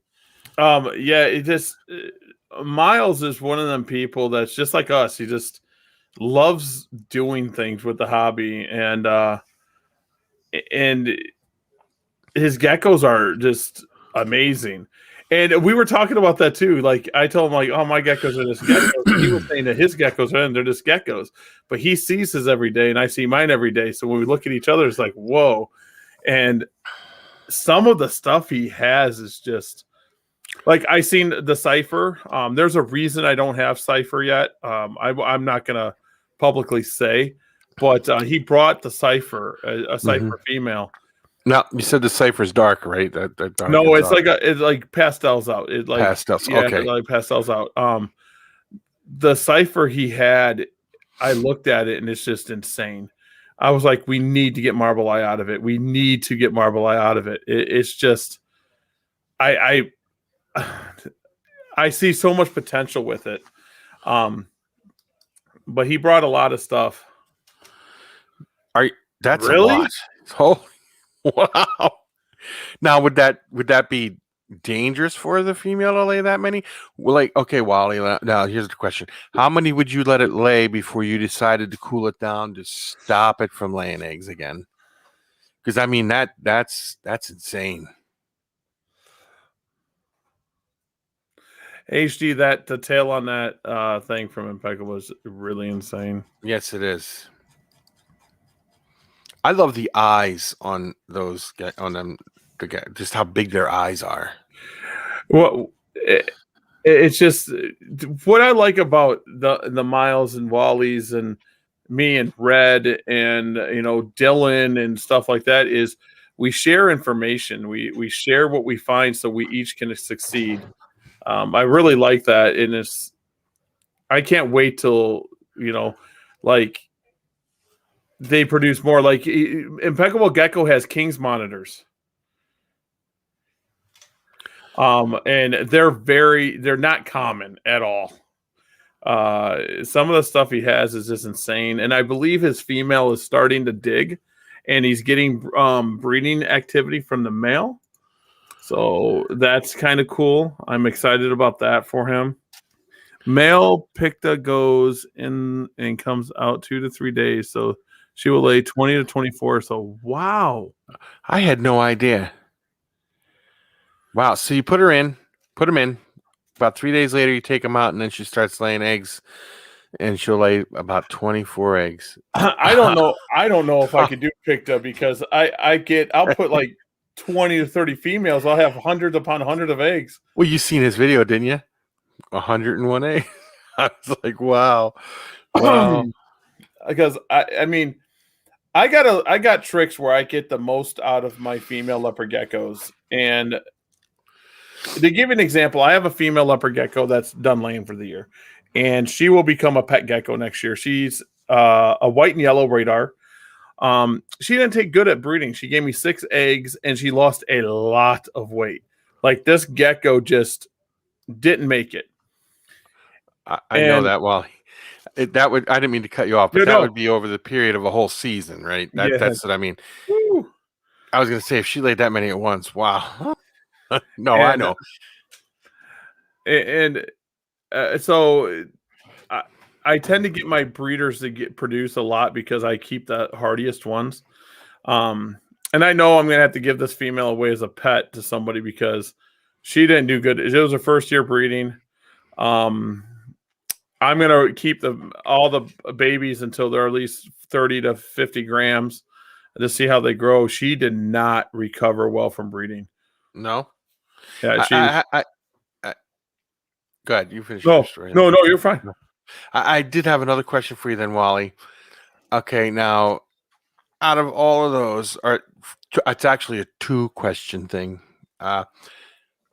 Can picture geckos be temperature determined sexes when you're incubating the eggs? Number one. Number two, how do they do as far as keeping so many females and breeding them back to the father, or keep breeding them to half brothers or something like that? Yeah. Did that make sense, Gary? Did you understand what I meant? Line breeding. Yeah.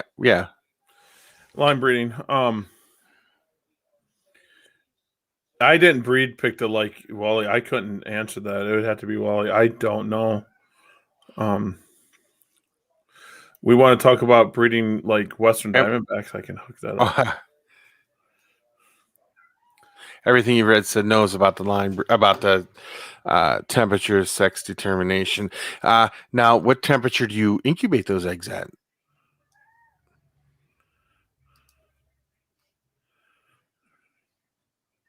You stop after 2 lines. So okay. it's almost just like geckos with me. Line breeding with leopard geckos. I don't like going past 3.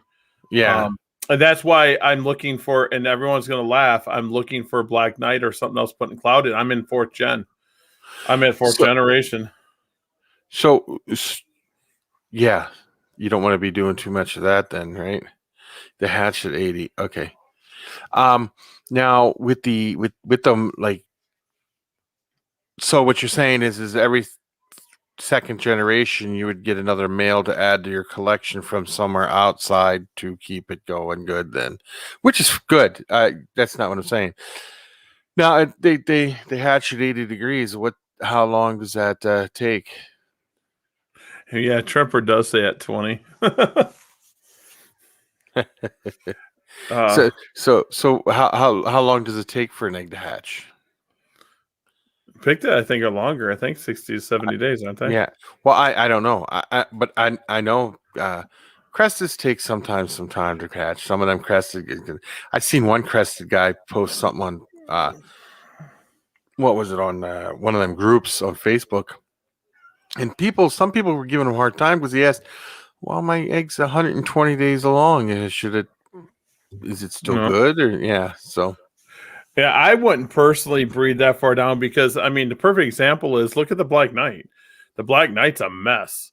And now everyone breeding Black Knight's going to email me saying I'm wrong. But, I mean, the stub noses and, it's just a bad gene because it's line bred so much and no new blood was coming into it because they wanted to get to that black gecko. Me, with the clouded, I'm at 4th gen, and I'm not going to breed to the brother or sister anymore. I'm actually looking for animals outside the clouded line that's darker I can bring in. Did you ever go check out the pictures that I sent you from that guy? Yes, of those black ones. What you think of those? They're dark. Most of the time when I see dark like that, they're usually female. Oh, that's what he said. He was on a live stream and he said that. I forget whose live stream he was on, but he was talking about it. The darker ones tend to be female, where the lighter ones the ones that you can see some pattern through tend to be same males. with clouded. It's identical with clouded. my females tend to be darker. I showed a person at the show because they bought into the clouded line at the show. I only sold 3, and I showed them what they were doing, and I said, these are 1st gen. So when you buy breed these, you can go one more generation, but call me back up and I'll have something that's not related to these. And that's what I would do. I don't like the 20 generation thing. You're going to get the animals that look awesome on the picture, but when you get them, you just see something's off. There's no way without putting new genetics in there that they're all going to be normal. No, there's no way. No, you could get a little bit more out of it if you do like a father has breeds this female, and the same father breeds another female, and you take the babies from the 2 different females and breed them. I think that's a little bit better than taking actual siblings. Now, it's not going to hurt 1st generation. It shouldn't. I shouldn't say it's not going to. It shouldn't hurt. But the more you can diversify your lines when you're line breeding, the better it's going to be. Because every This morph. question's for you. Do black knights hold the black from adult to baby? They go through color changes. Same thing with clouded, and that's what. So when they're babies, they're really dark, and it actually looks. Most of them will look normal at a point in their life, and they look like a mustard normal, and then they get darker as they get older. So the people like I can't think of her name, Angela and Tony Kittner, brought in Black Knights. They were the first ones to bring Black Knights over, and they were trying to sell some for like really low end, like $600, but no one bought them because they were like yellow. The same gecko the next year was black. So they almost do the black pearl type thing, but they kind of go through that generational turn. Why black pearls are more like moods. When they're in a certain mood, I don't know if it's bad or good, they're black, and then they kind of turn that like off brown color, and charcoals kind of do the same thing. So they should have named him the mood ring gecko, huh? Yeah, it's one of them things that I didn't want to do black geckos, but I kind of did now. But what can you do after black? What can you do other than Wally's awesome orange tail black? Tail. I was just going to say you could throw an orange tail in there. But now I do have geckos here. I think I posted one of a tangerine. It's kind of clouded over and the tangerine's pinking through. That's kind of what I want. But let's be honest, when we have something in our head and we're breeding for it, animals don't do what we want. They do what they do.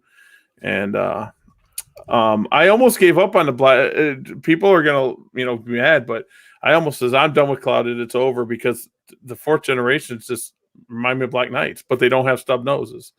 And now, how far is that from? How would you compare them to Black Pearl? Is it the Black Pearl? Is that what it's called? Yeah, there's Black Pearl, there's Charcoal, and Black Knight.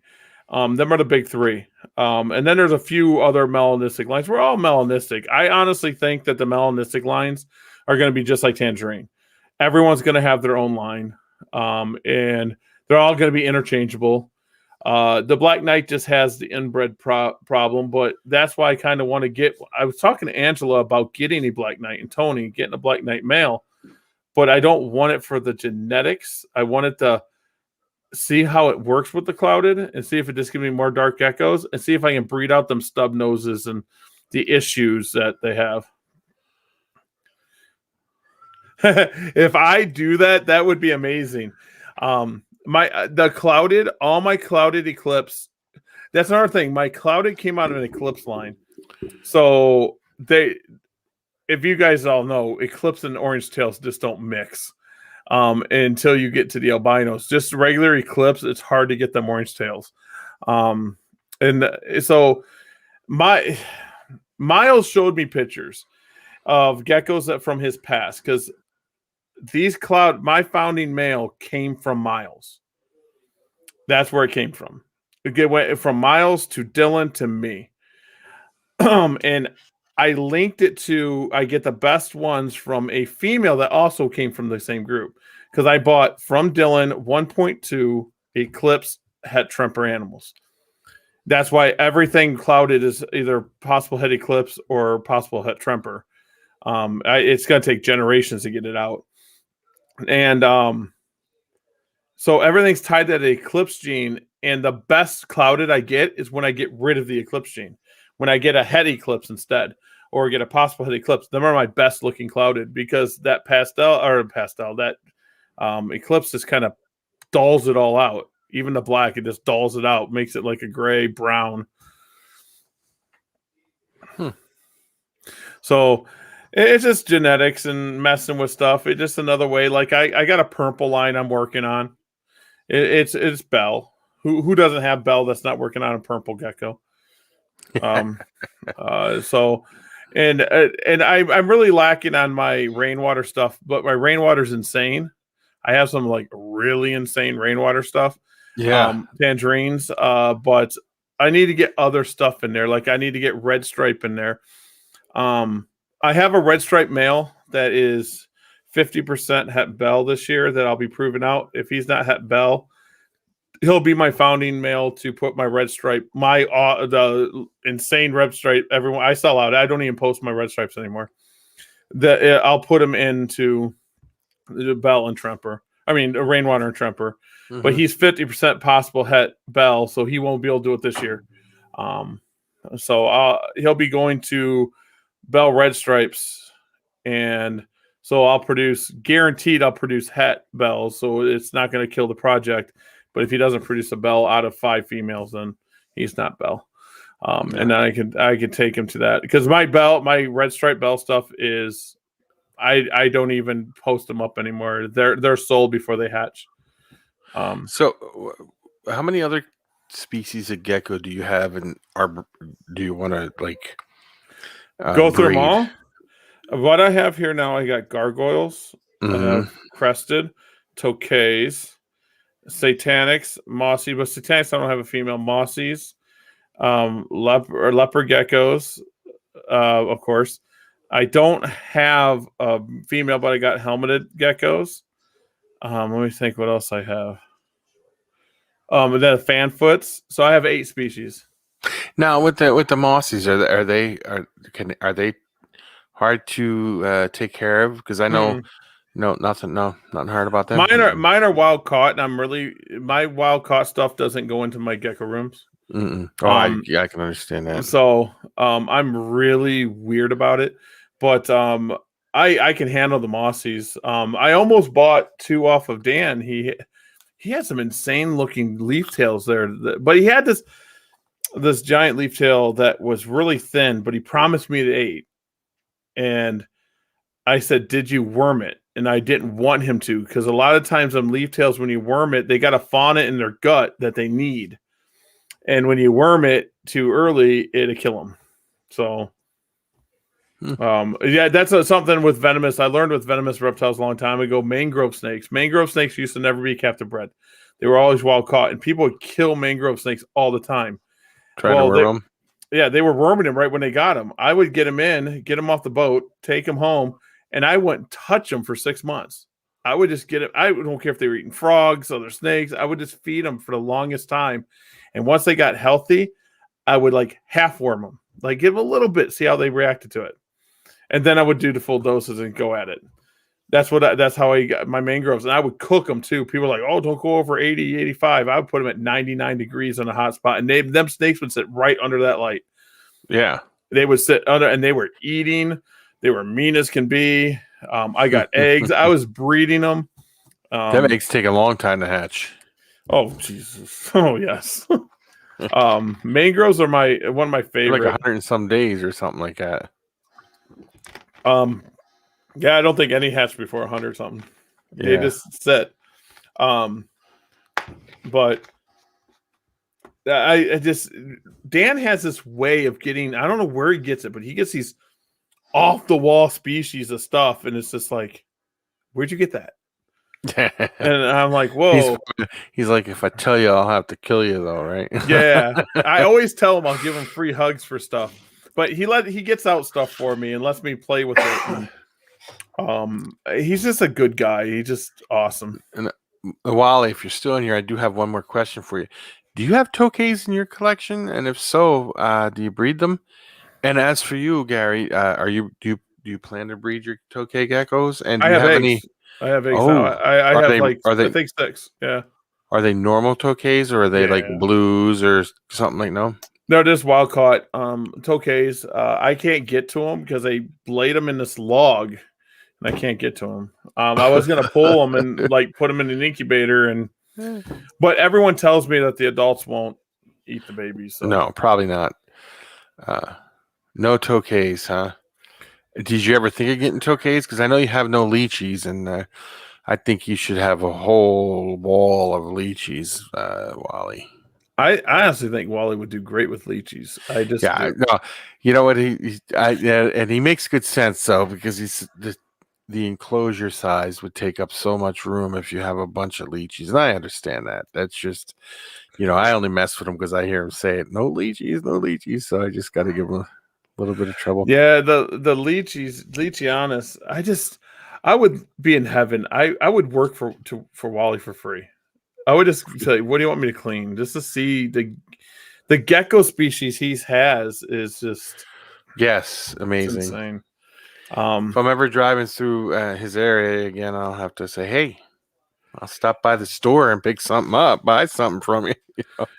And see, Wally's just like me.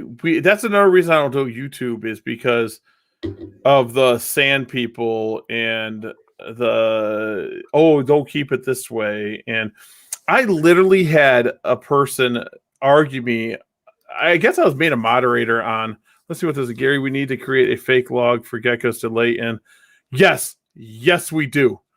Oh my Lord, do we need to do that? I already have an idea, but I don't know how well it would work. So as soon as I read that, I'm like, my brain we works need to do instantly. that. Boom.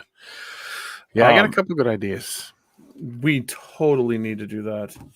No big top piles of I'm going to tell you a story, Wally. This is no joke. I have a buddy who doesn't live too far from here.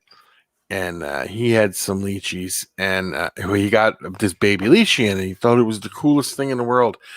And he's holding it, and I bet it was no bigger than, it was about yay big, from head to the tip of tail. That wasn't very big. It was still a baby. And he's holding it, and he's, it's fine.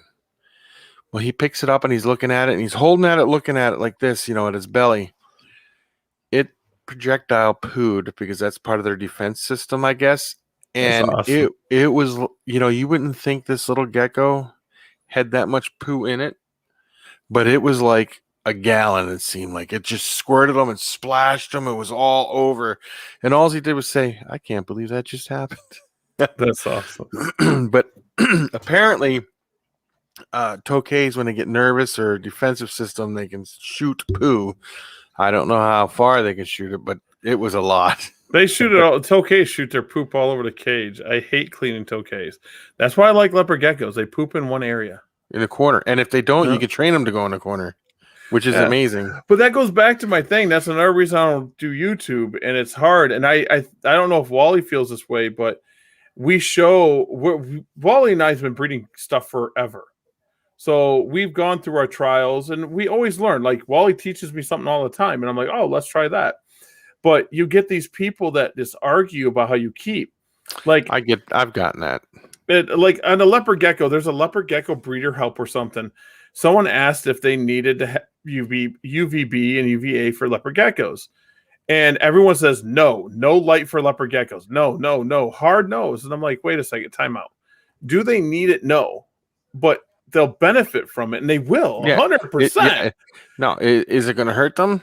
No. Yeah, but should they have it? Maybe. Someone posted on their argument and said that they would get cancer and get sunburns. You should say, no, they're not a lemon frost. I'm sitting there like, yes, too much UVB can cause issues, but what we provide, they benefit from it. And Ryan brought up, he goes, reptiles see light differently. They see the ultraviolet rays differently. So that's enrichment to them. And I believe it, because if I take a UVA and UVB bulb and turn it on, if it's not super bright, albino geckos don't close their eyes. See? They'll sit there. And it'd be just a normal, like really soft UVA, UVB bulb. But if I get my 200-watt light for picture taking, boom, their eyes close. Yep. And I'm like, UVA, every single animal benefits from UVA and UVB. One challenge every couple days, as I know you two do too. Yes, and that's why I don't. YouTube scares me, is because everyone is an expert. And but you know what I got to say about it? Seriously, let them hate. Let them hate, because you know why they hate? Because they're jealous of something. But here's a question for you and for Wally. Now, I got fluorescent lights in my ceilings down there. I just put them in the other day. Now, if I got the UVB bulbs to put in there, instead I don't of know putting how them that would. directly close to the cage. If you See, I understand don't what I'm know. saying, because Yeah, they have them T5 but T5 lights or whatever they are. there's a tester. You lose UVA and UVB the farther you get away from the light. Oh, You actually yeah, okay. lose it. You're correct on that. I wasn't even thinking Yeah. that. See, So that's the thing. Like, I do know that there's going to be a lot of changes, and I can't talk much about it because the person trusted me with the information. A lot is going to change for a lot of things here in the hobby in 2 months in a great way. I'm oh, that's very good. excited about. You had me worried there very for a excited. minute. Yeah, Yeah, but here's the question then: is it going to be where you have to go buy a lot of stuff to change it, or? it's gonna be purchasing. It's gonna be products, but it's gonna be something that's good, and it's not gonna be that expensive. Don't get UVB just yet. There is a new product coming out in the next. Yes, Wally. Yes. Fine, I'll listen to you guys. Yes. Obviously, you guys don't keep me in the loop, but that's Well, okay. I the understand. person that trusted me, and I don't want to say anything. Like, I got a really good friend. Well, you're friends with him, Terry Phillips. Oh yeah, I like Terry Phillips. He's He's cool as shit. asking about certain products. I told him to wait. I said, give me 2 months. Even a month now. It's like Wally said. But it's going to be a huge thing. And I'm pushing it 100%. And I'm not being paid by this person at all. I just Yeah, believe okay. in it. Here's my question for you though: how well is it gonna? Are you 100% sure that it works? Which one do you want to see? What's that? The new product that you're talking about. Now, well, you said you're going to push it 100%. Yep. How well will it truly work though? Are you 100% sure it's 100%? I'll put my name on it. Oh, okay. Okay, I trust you. I trust you. Yep. So I tell people to hold off on stuff. Yep. I'm really excited about things. Everything's coming up great. And when things happen, it's going to be great. It's just another thing. I had someone tell me that corn snakes don't need UVB. I find that hard to believe that they don't need it because well, I'll be honest with you. Most of my snakes are in the snake room. They don't get much, but I do give them, like my turtle. I give the UVB to. Good night. Good night, Moon over Miami. Thank you for stopping in. My turtle, I think, needs it more than any other animal in my collection. The tarantulas don't like it so much. They kind of, when I turn that light on, and because They're gone. Yeah. they go and hide. But the turtle definitely, man, I catch the turtle sitting under it, like so. He kind of he'll bask under it. Yeah, things is just like sand. Here's another thing. I got my fan foots on sand. And you're not supposed to, no? No, they should be. Okay. They should be on sand. That's what that from the wild. That's what they have. So I always ask people, like, in the wild, this animal sees a bug on a sand, they're going to be fine. Now, should we get that calcium sand stuff? No. That stuff's garbage. Yep. But actual sand, guys, there's people out there that put sand in their mealworms. They put a little bit of sand in with their. Reptiles and birds are very closely related. And birds, you put rot sand and stuff in bird food so they can grind up the food when they eat it. So I don't know. I often wondered that because they're very closely related. They really are.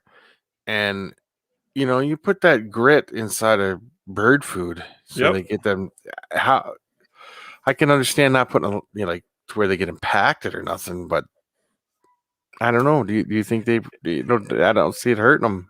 I don't see it either. And like other people, I don't use tap. I use tap water as filtered. I don't go out and buy water. I have a filtration system. I use that for all my geckos. All of them, even my frogs. Oh my Lord, frog people flipped on me. You can't use tap water. I'm like, it's filtered. It's like literally I have a filtration system. Yeah. And How I learned this is from JMG. JMG said my filtered water, and he had a big filtration system, is better than bottled water you buy in the store. He had a reverse osmosis system. Am I correct? Oh yes, Yes, that's awesome. and it's just I don't. Some of these people on social media. Here's something I want to. I was watching a guy. Now I'm not going to mention any names or nothing, but you may have seen it. Wally may have seen it, but the individual said this, and I wanted to correct him on it, but I didn't.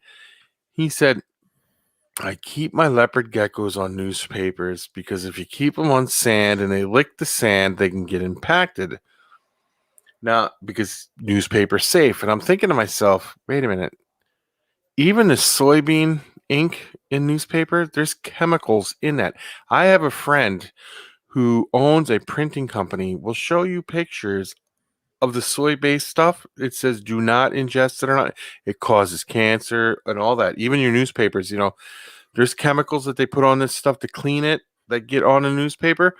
And I'm thinking if they lick everything and they lick the newspaper, they're ingesting the chemicals. So I go bare bottom. Well, when it comes to geckos, like leopard geckos, I mean, I always do bare bottom. Always have.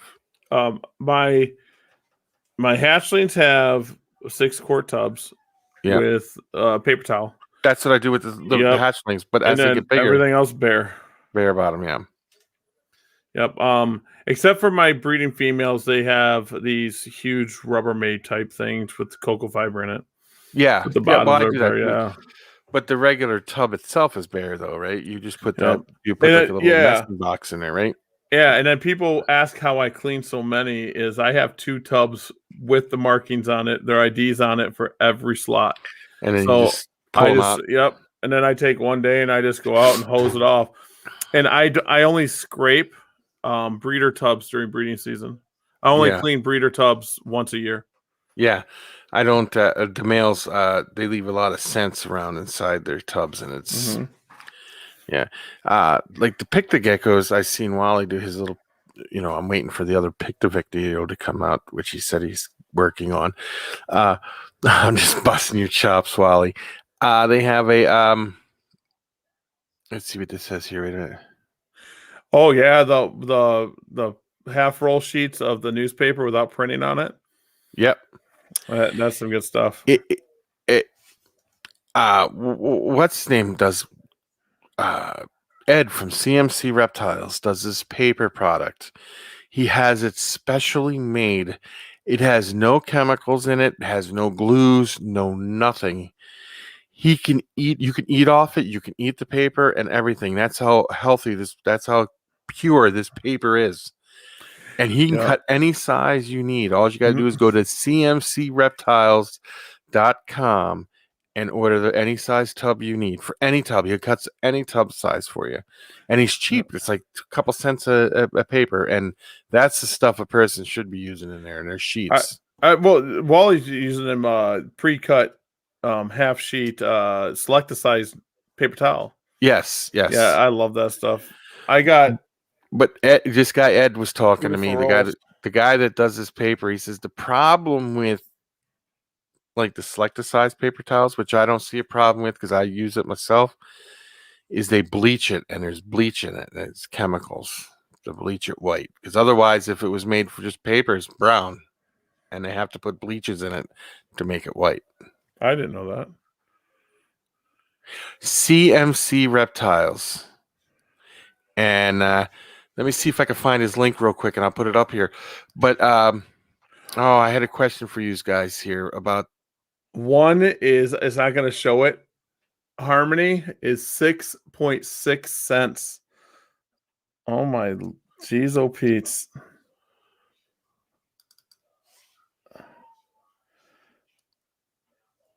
Oh my, that's like huge. What is it? What now? Harmony cryptocurrency.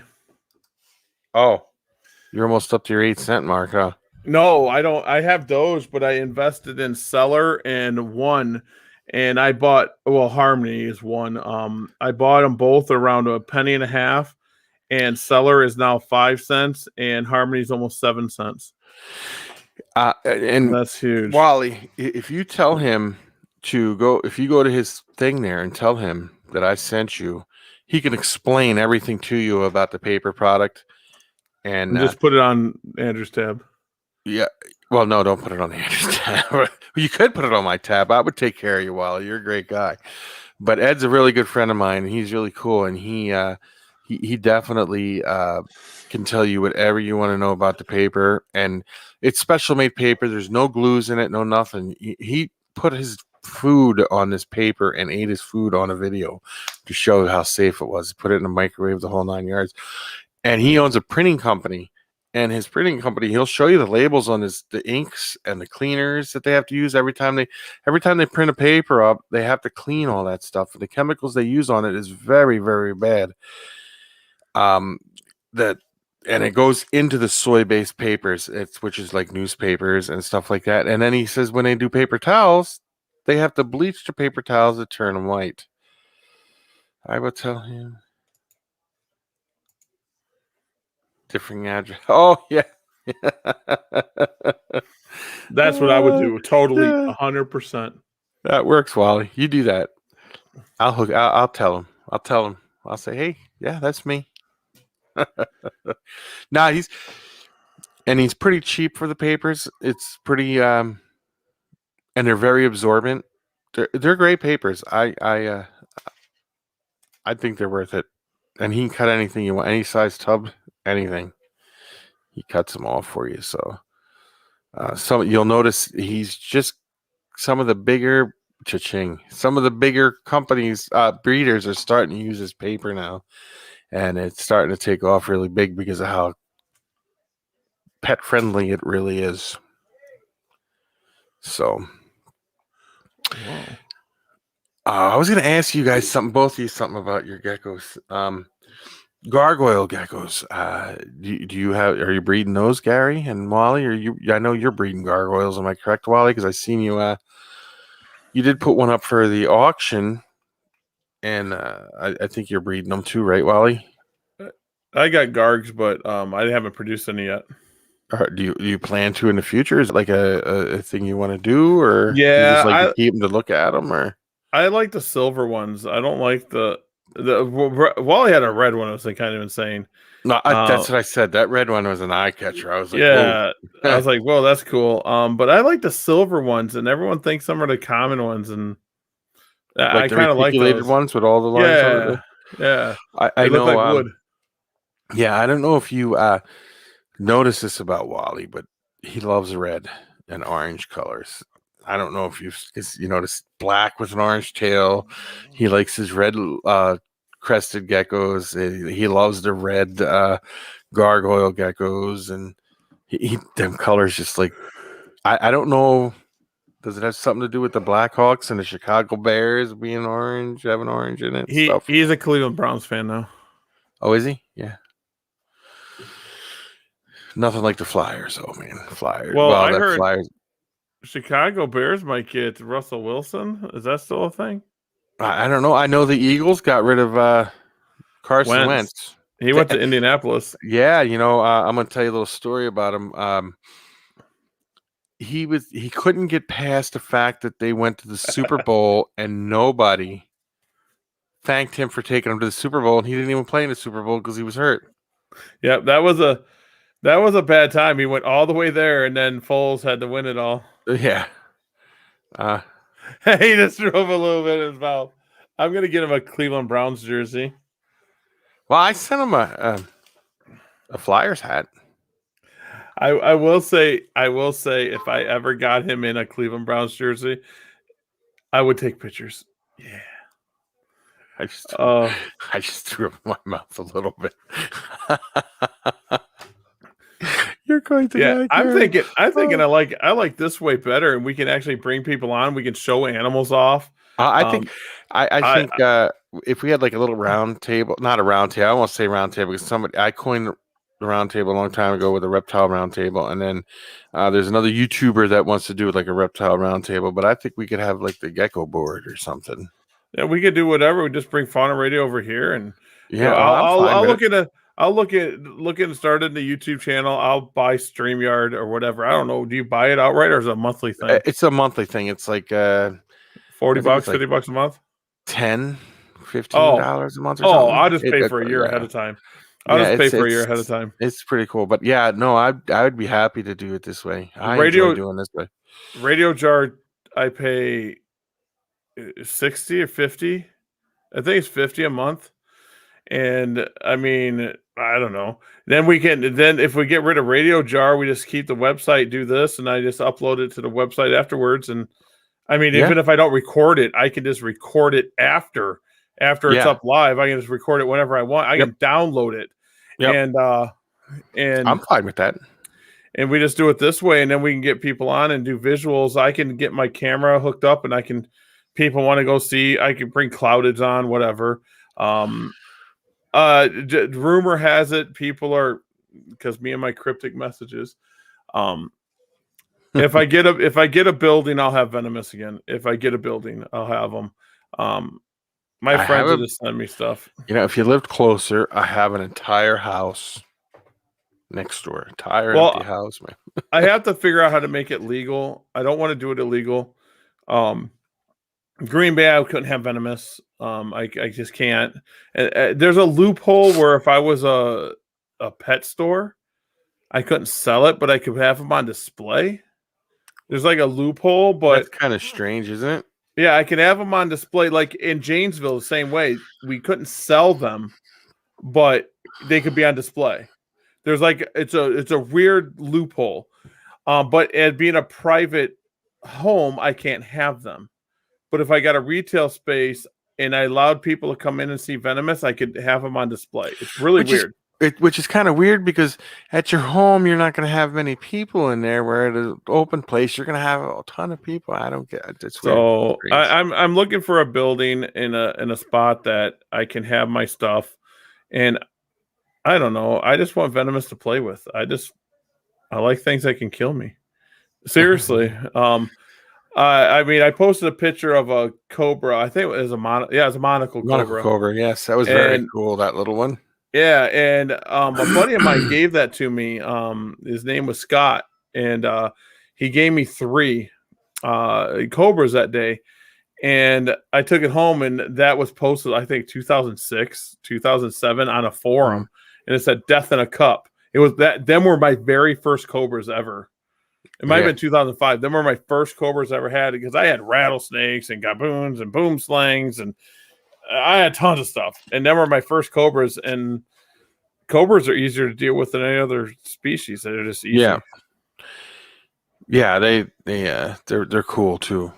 You can read cobras very easy. Not easy, but you can read them better than a lot of other things. My little wet noodles, when I had them 4 or 5 feet within a year and a half. They're pooping machines, eating machines. And I miss it.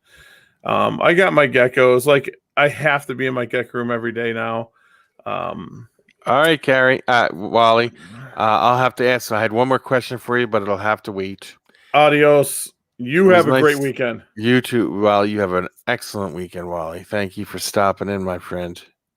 I'm liking this, the little buttons and stuff. Well, there's so much you can do with this.